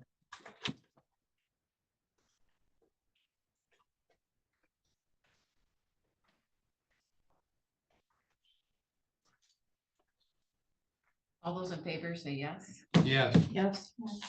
All those opposed? No. Motion passes. Veterans Office. Attorney update.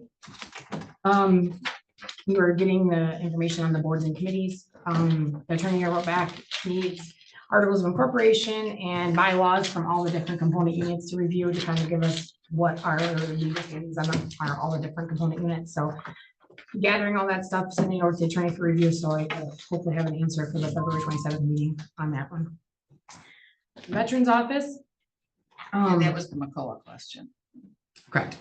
Veterans Office, we had, I think I talked about at the last meeting, we had 2 incidents with a veteran in this building over here. We had a veteran trying to use a walker with wheels going down the stairs.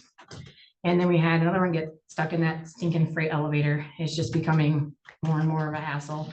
And I know we talked about it at length a long time ago about trying to get veterans over on the main floor. We tried setting up a satellite office, but we just have a hard time getting the veterans to go and use that satellite office. They want to come down to the main office. So we figured we'd just take that away and get them to the main floor. So we don't even have to worry about them trying to come down the stairs at all.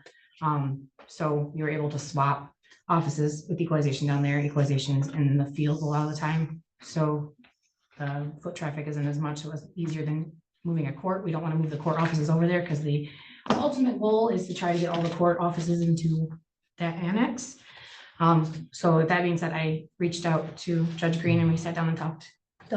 And we still want to try to get those scale recommendations put into place, which is having our judicial annex be all court offices and over here being the non-court offices, which would mean swapping of offices and still getting all the courts moved out and then getting the judge into a place where she's not roaming the hallways between courts and stuff, so she can just go into court. Her and I had a long conversation and we would like to come up with we're gonna try to get a drawing of the building, a more up-to-date one, and then work together to get a proposal on how that would look and would work, and then propose it to the board, so you guys can make a decision on, we can move forward with it. We also discussed, other things like main entrances and options for that, so we'll meet together again and try to get the plan together for you guys to review. The fleet cost, we talked about that already. Just that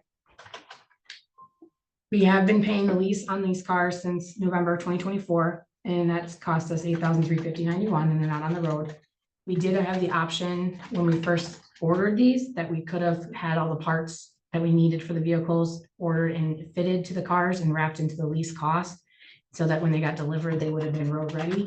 I would suggest that we probably continue to do in the leasing program. We do that process so that we're not out these extra expenses like we have in the lease and not using the cars. I don't think we're using the program to its full advantage right now with the way it's currently running. But on that one, have you worked with a sheriff or mechanic to walk through kind of the timing? So I used to have to get vehicles when I worked at the drain office before. And then we'd have to get the vehicle, which it took forever to get, and then coordinating, we had them outfitted through an outside company, which took forever, and it was like over a year process. But if we're looking at, say, like when the vehicle was ordered, because you probably don't want parts until you confirm an order, and then when were the parts ordered and the lead time on things, just to see if the timing of everything can be So buttoned up. the two options that Enterprise talked about was letting them know what exact parts and things they wanted on the vehicles, so that Enterprise would order those parts and have whatever company is making the vehicle, building the vehicle, having it ordered for us, would install those so that when it's delivered to us, it's installed. And he met with the sheriff and undersheriff, and I believe was Bernie in the meeting too, Chad. I'm not sure, I'm sure he was. Well, it's two different things. I mean, there's the road ready that comes from Ford, and that's what we order. Then the other alternative or discussion is the upfitting process, which is all the other components of the vehicle that are not coming from Ford. So even if you order from Enterprise and perhaps they contract with an upfitter, there's still a process there. You're still buying the parts for the upfitter to upfit the vehicle. We try to utilize as many carryover pieces of equipment from radios, dividers, consoles, all those things. So we're taking off of one vehicle to install in the new vehicle to keep the cost down of the vehicle, rather than purchasing all brand new pieces to go in all the vehicles. When we decommission a vehicle, these pieces come out and we reuse them as much as is allowable from model year to model year. So this is certainly, again, it can be a much longer conversation, but setup time, no matter what, is going to be deviated. You can't order from Ford and it comes completed. It would go from Ford to an upfitter, then to the sheriff's office. So Enterprise, one of the things that they would have done is they could have ordered the parts and had gone and got outfitted, but then it would have been all the costs wrapped into the lease, and we would have gotten the cars delivered, ready to go, and not started paying the lease until we received the car. Because as soon as we take possession of the vehicle is when the lease begins. So if we had them take care of this, we wouldn't have been paying that lease cost. So that's where I'm saying that probably could be eliminated if we use that process instead of the way it's going right now. Sure, that add a significant amount to the price of the lease if you did that. Because it can't be cheap upfitting them. Well, it cost us It's gonna be anywhere from $6,000 to almost $10,000 to add. well, it cost us $22,000 technically to have them outfitted by the mechanic, because currently we cost $13,000 in parts plus almost $9,000 in a lease payment with the car not being driven. So that instead we could have that $13,000 cost wrapped into the lease and not have that extra lease payment we're paying without driving the car. All I'm suggesting is that if the timing of what happened is looked at to see if their efficiencies can be gained, or, that it can be done a little quicker than what it was. Maybe there were communication lags or this or that. That's all I'm suggesting, is that maybe that can be tightened on how long it was sitting or how much was spent on lease payments. I'm just asking for a post evaluation, is all, just to look at it and see. And maybe it can't be, maybe everything happened perfectly and communication happened perfectly and everybody knew what they had to do and when they had to do it, and this is where we ended up. I just figured it's worth a look at it. Cause I would think too, like that, if you're paying more for the lease to have it outfitted, I don't know, it's just a consideration, that's all I want. And I would think that Enterprise could tell us based off of the parts that we had to purchase, where, Yeah. they would have, what their cost. When we originally Yeah, talked to them, they said we just need a purchase of what you need so we can have it get taken care of. And Enterprise met with them and went through the ordering of the vehicles, and so they could do that portion of it too. Enterprise still said they would be willing to come out and talk and see how we could fix this so it doesn't happen again, that kind of stuff, so. I think we just need to reevaluate how it was done, so we can actually use the program to its full advantage. Yeah. Come out and talk to who? The board, Okay. everybody. Just a couple notes, auditors are supposed to be on site April 30th and May 1st for the fiscal 24 audit, that's the tentative dates to be on site. They'll be sending out their lists of all the things that they need from us, so we'll be sending that out. There was a federal funding freeze. Right now, there's nothing that's really affecting us. Materials Management Planning Committee meeting, there's the ILA meeting at the landfill at 10:30, that's Boyd at 10:30, and then Michelle has it at 11:30 for the NMP committee meeting, and then Cheryl, you're on that committee as well. Did you get that notification? Nope, I did. Where, Um, okay, It's all at the landfill. Yours starts at 10:30, theirs starts at 11:30. when? Friday, tomorrow. Tomorrow. And where? The landfill. Okay, I'm a newbie in the area. I don't know where the landfill is. We can tell you. We can give you directions. We can tell you. We can Okay. Give you direction. All right, thank you. Just a attorney update from the opioid settlement. We're waiting on discussions with Purdue and the Sackler family defendants to finalize, so we'll have a new settlement amounts coming from that. And then the Costco is going to be dismissed from the settlement, so we have an update on that.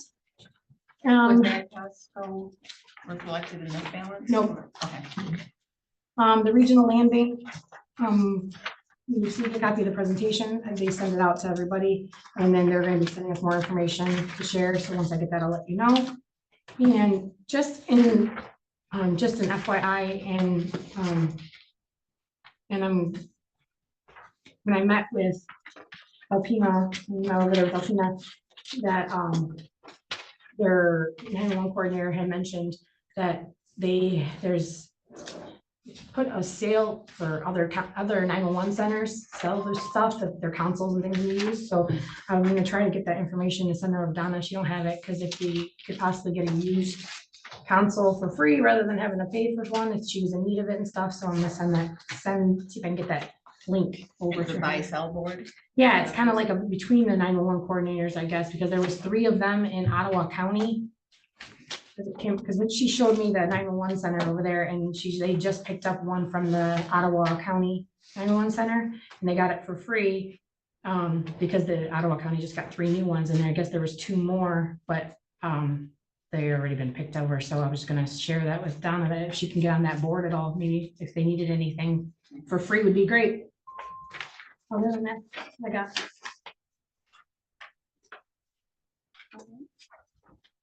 Standing committee, Michelle? No. Blake? So we're not gonna talk anymore about the land bank tonight. You can give it in your report. Ms. Rogers, you want to say something about it? Well, it was just a quick, very infant conversation. There was quite a few people there, quite a few counties and some townships. And there was a couple representatives there from the Michigan Land Bank, just kind of explaining to everybody what a land bank is and how it can originate and some of the benefits to not only the county, but the townships.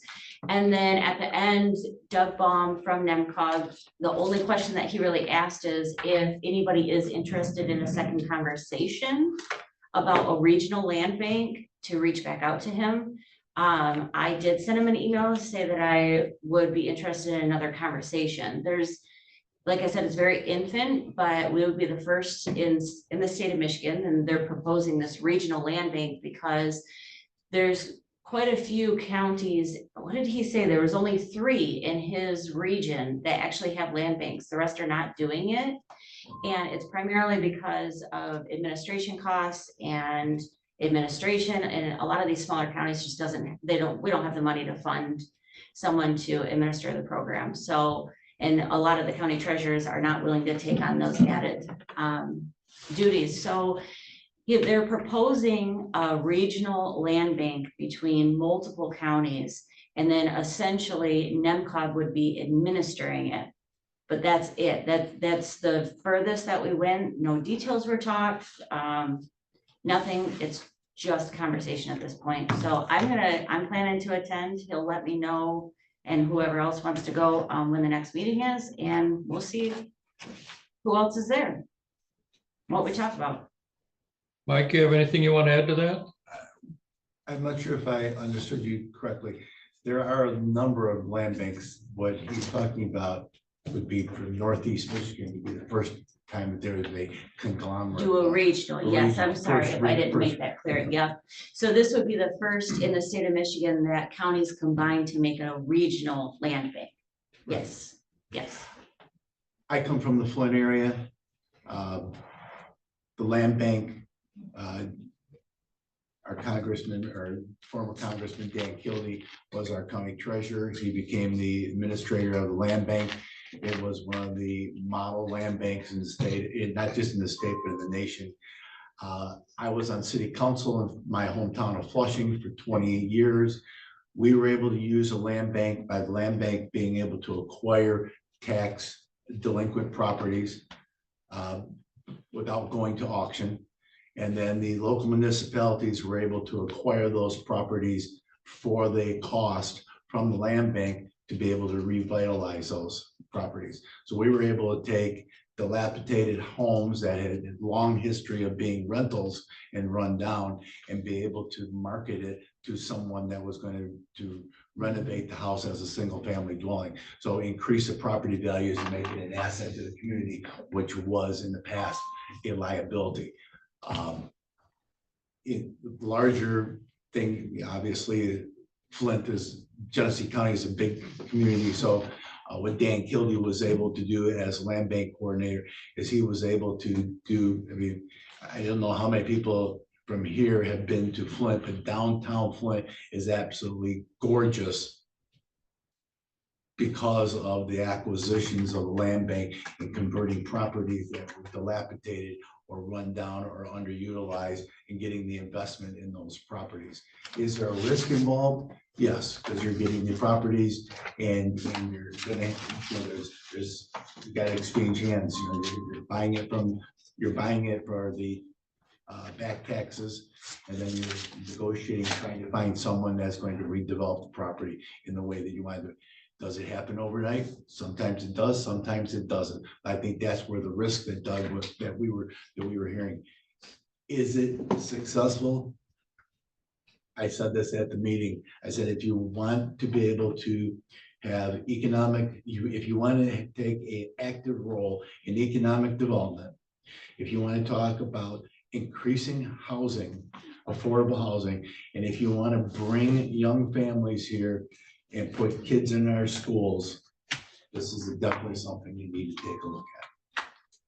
Yeah, and there's new legislation too that he was talking about, that land banks are encompassing a lot more than what the typical land bank used to be. It's now encompassing brownfield.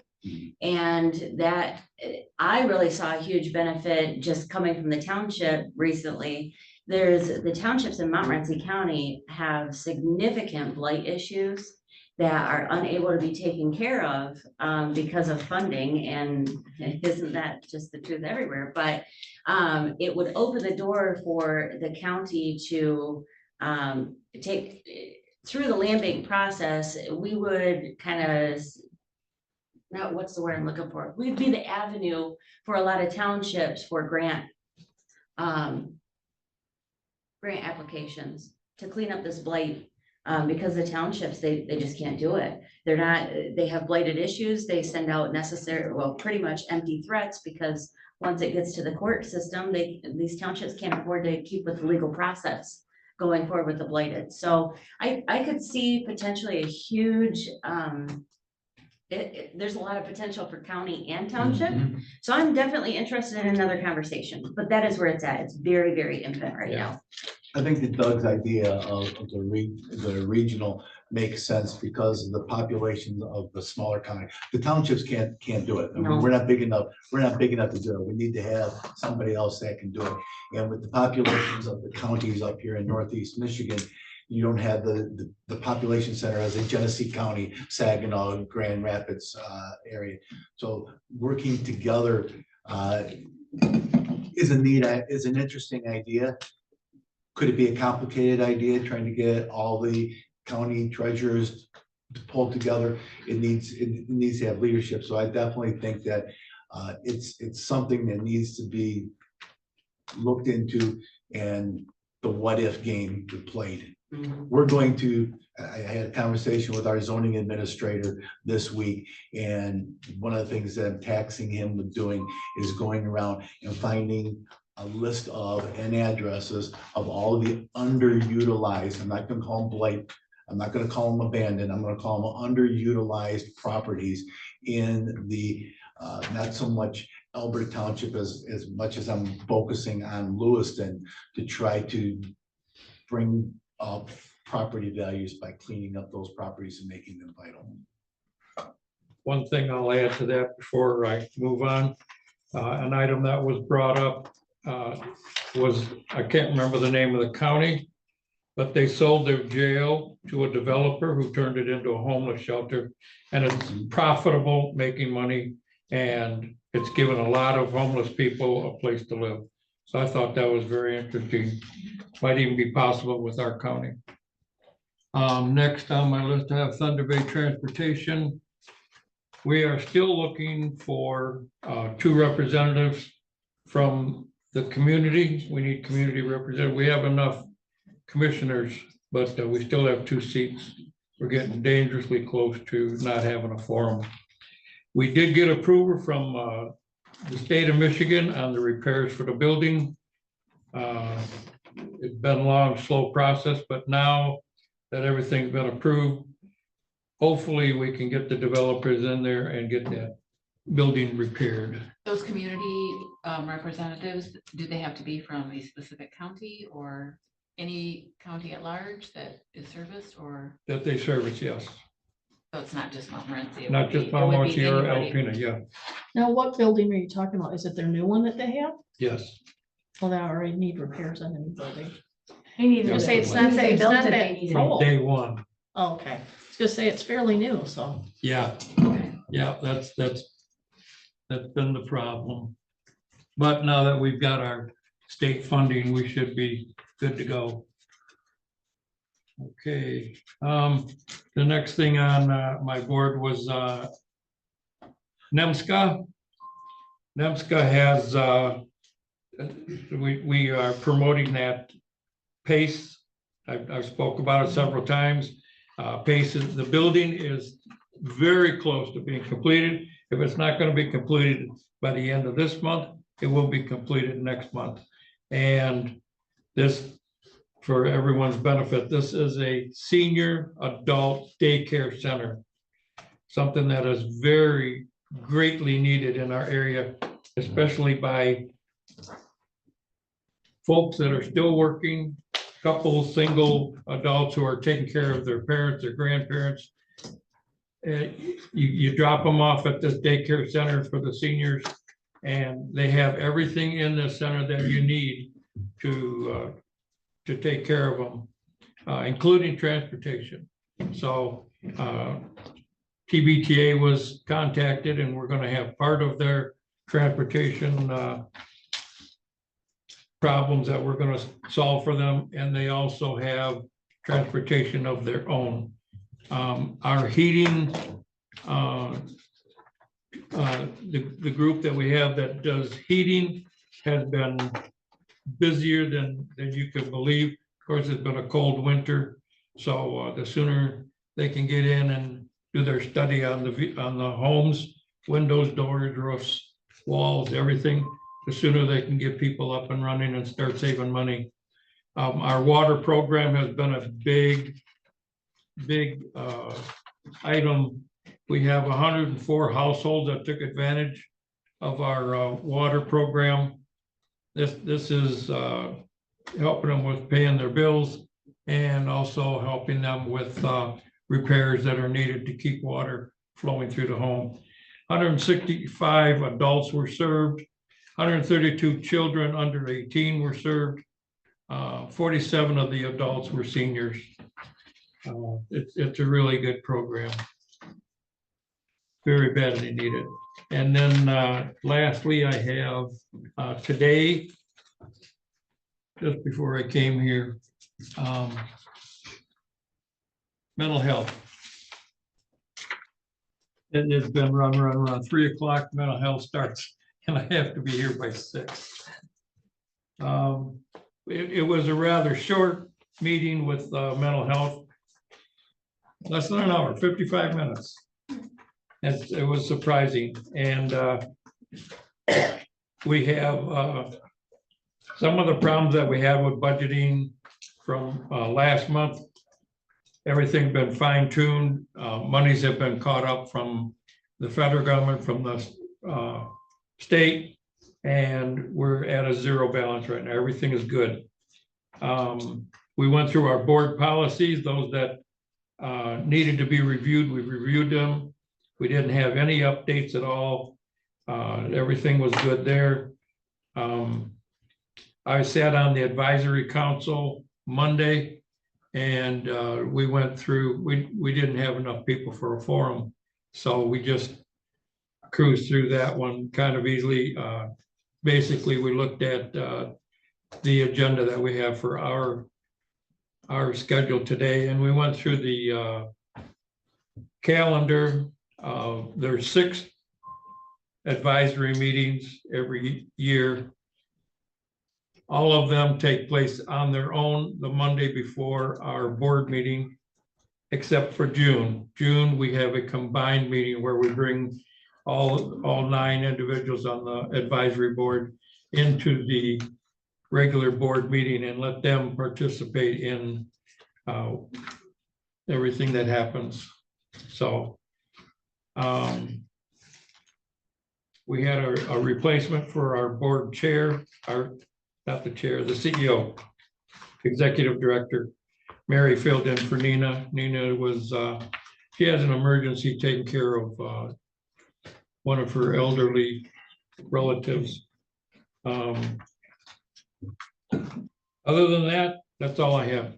I gave my reports. One was the EMS, and you heard me read those notes from that, and then the FPS. Just the landfill, nothing unusual there, it was just the standard amounts of tonnage and the level of the ponds were all doing this. And everything's working. Yeah, no problems, no breakdowns. Right, make a motion. to Nope, adjourn. we have public comment. Oh, public comment, I'm sorry, yeah. Limited public comments. The topic, do we have anyone that would like to make comments? Yeah, please come to the podium. Sure. Oh, I can't see Sorry, her from behind. Go this. ahead. No, I'll wait. I can't see her from behind here. Monitor. I know.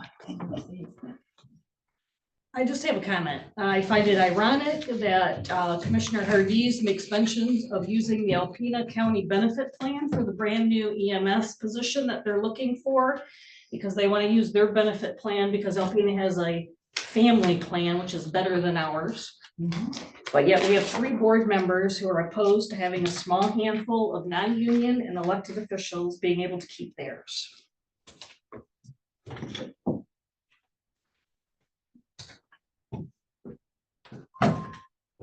I guess just the comment was that I was gonna ask Lloyd directly with the NIMSCA meeting, were there any comments made connected with our McCullough relationship with NIMSCA? No, nothing directly. Okay, now there is a lady there that represents McCullough. I can't remember her name. And she reports on what's happening with McCullough, in the sense that everything that flows from NIMSCA down to McCullough. And other than that, there was nothing else said. How about the reports that were asked to be given in writing? So I know that McCoa, you do not have a representative sitting on the McCoa board, so just wondering what their written notification to this board was without having, representation there. That's what was sent to the attorney. So That otherwise was you're in, not. that was in April's. So otherwise you're not getting any representation. Oh, I would say representation of, say notification like from road commission. McCoa. We're waiting to hear back from the attorney to find out what we're required to get and what we legally can do and what like rules our board can put on those component units. That's what we're waiting for. Based off their articles of Yeah. incorporation and their bylaws. Because I guess they're in the process of changing bylaws, that was the only thing, or just because it kind of in the past, and I'm probably my 3 minutes, so you'll tell me, okay, time's up. But anyway, in the past, this board was the clarification of all the representation of the taxation people in the county. And we'll say, and here you have millage that are going to different places. And if you don't go to those meetings, it's not coming here and there's no counterbalance, there's no, like, this is the head to me for the county of Montmorency.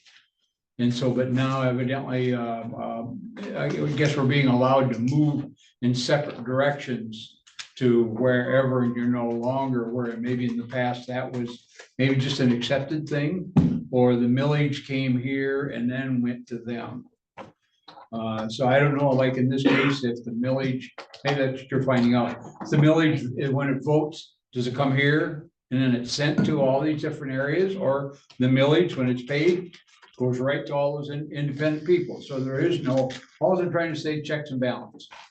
What's the checks and balance on the road commission that you've gotten from them to be able to say, in so many words? It's just a representation process. I'm not picking on anybody right at the moment.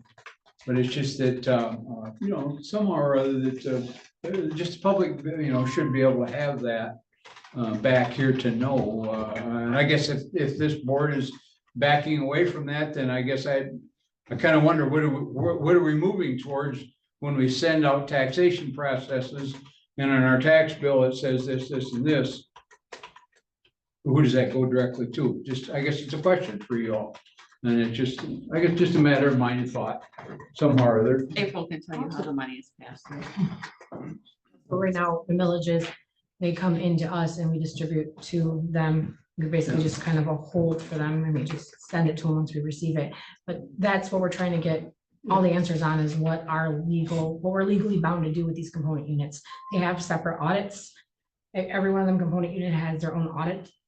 And we just have to mark in our audit that they have their own audits. So we're just waiting to find out exactly what we're required to do. So. Does that answer your question?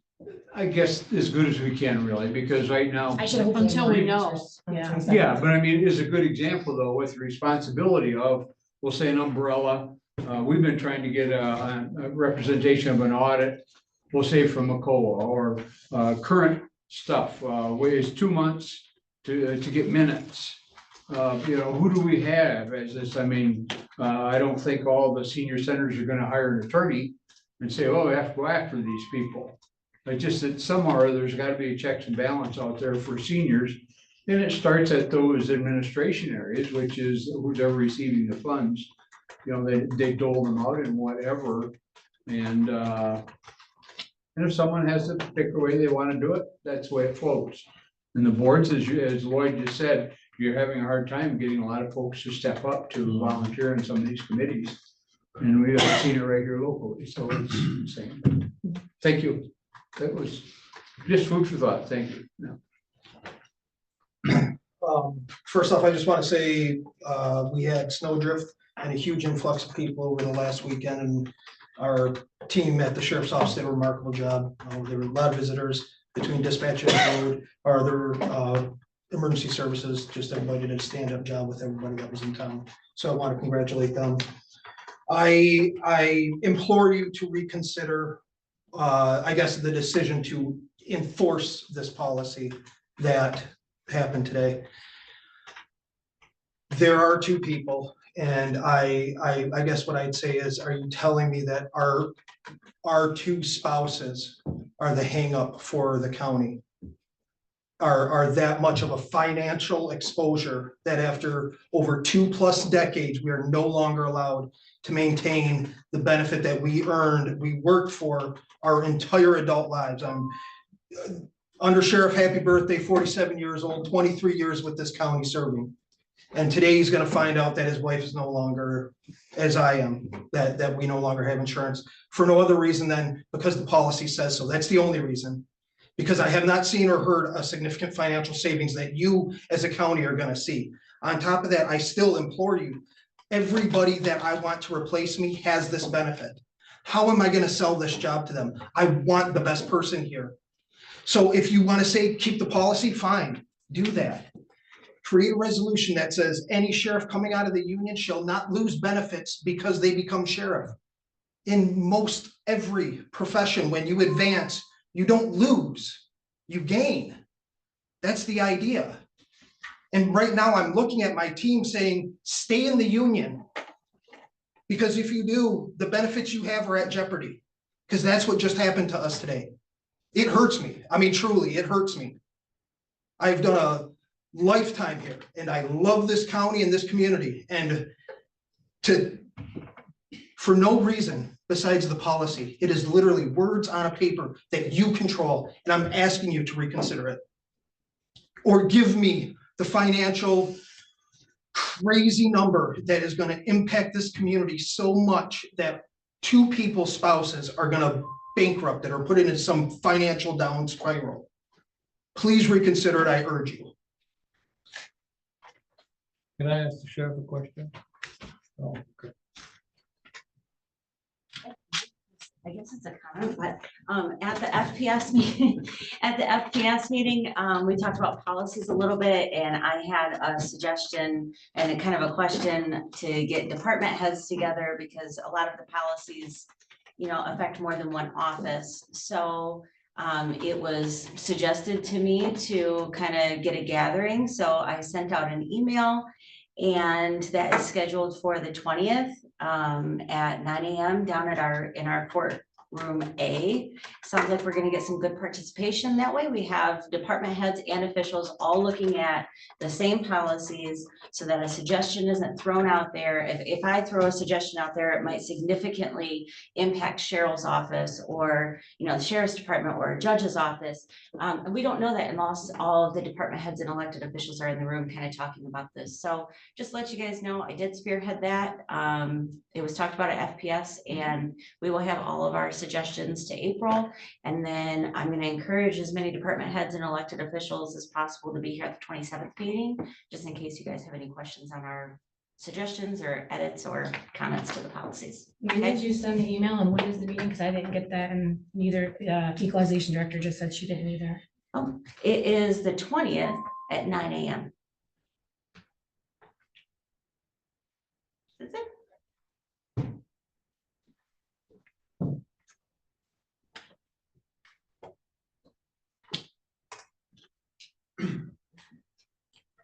Albert Township submitted, Mike Sukan. Thank you, Mark. Albert Township submitted today, and I know that it was a wild guess thing that you guys could work on it, but we need to have, we sent you guys our zoning ordinances amendment. We are in the process of doing our master plan. We found that there were some things, NEMCOG found some things that there was problems with our zoning ordinance, that they were too broad, too vague, and so we had to tighten them up. They were submitted to you guys today. I know that hopefully by your next meeting, you guys can review them and send them back approved, so that we can move on to the next step of our master plan. That's it. Thank you.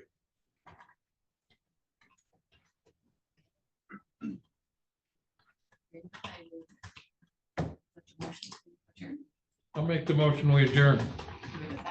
I'll second. All in favor? Aye. All opposed? No? Yeah.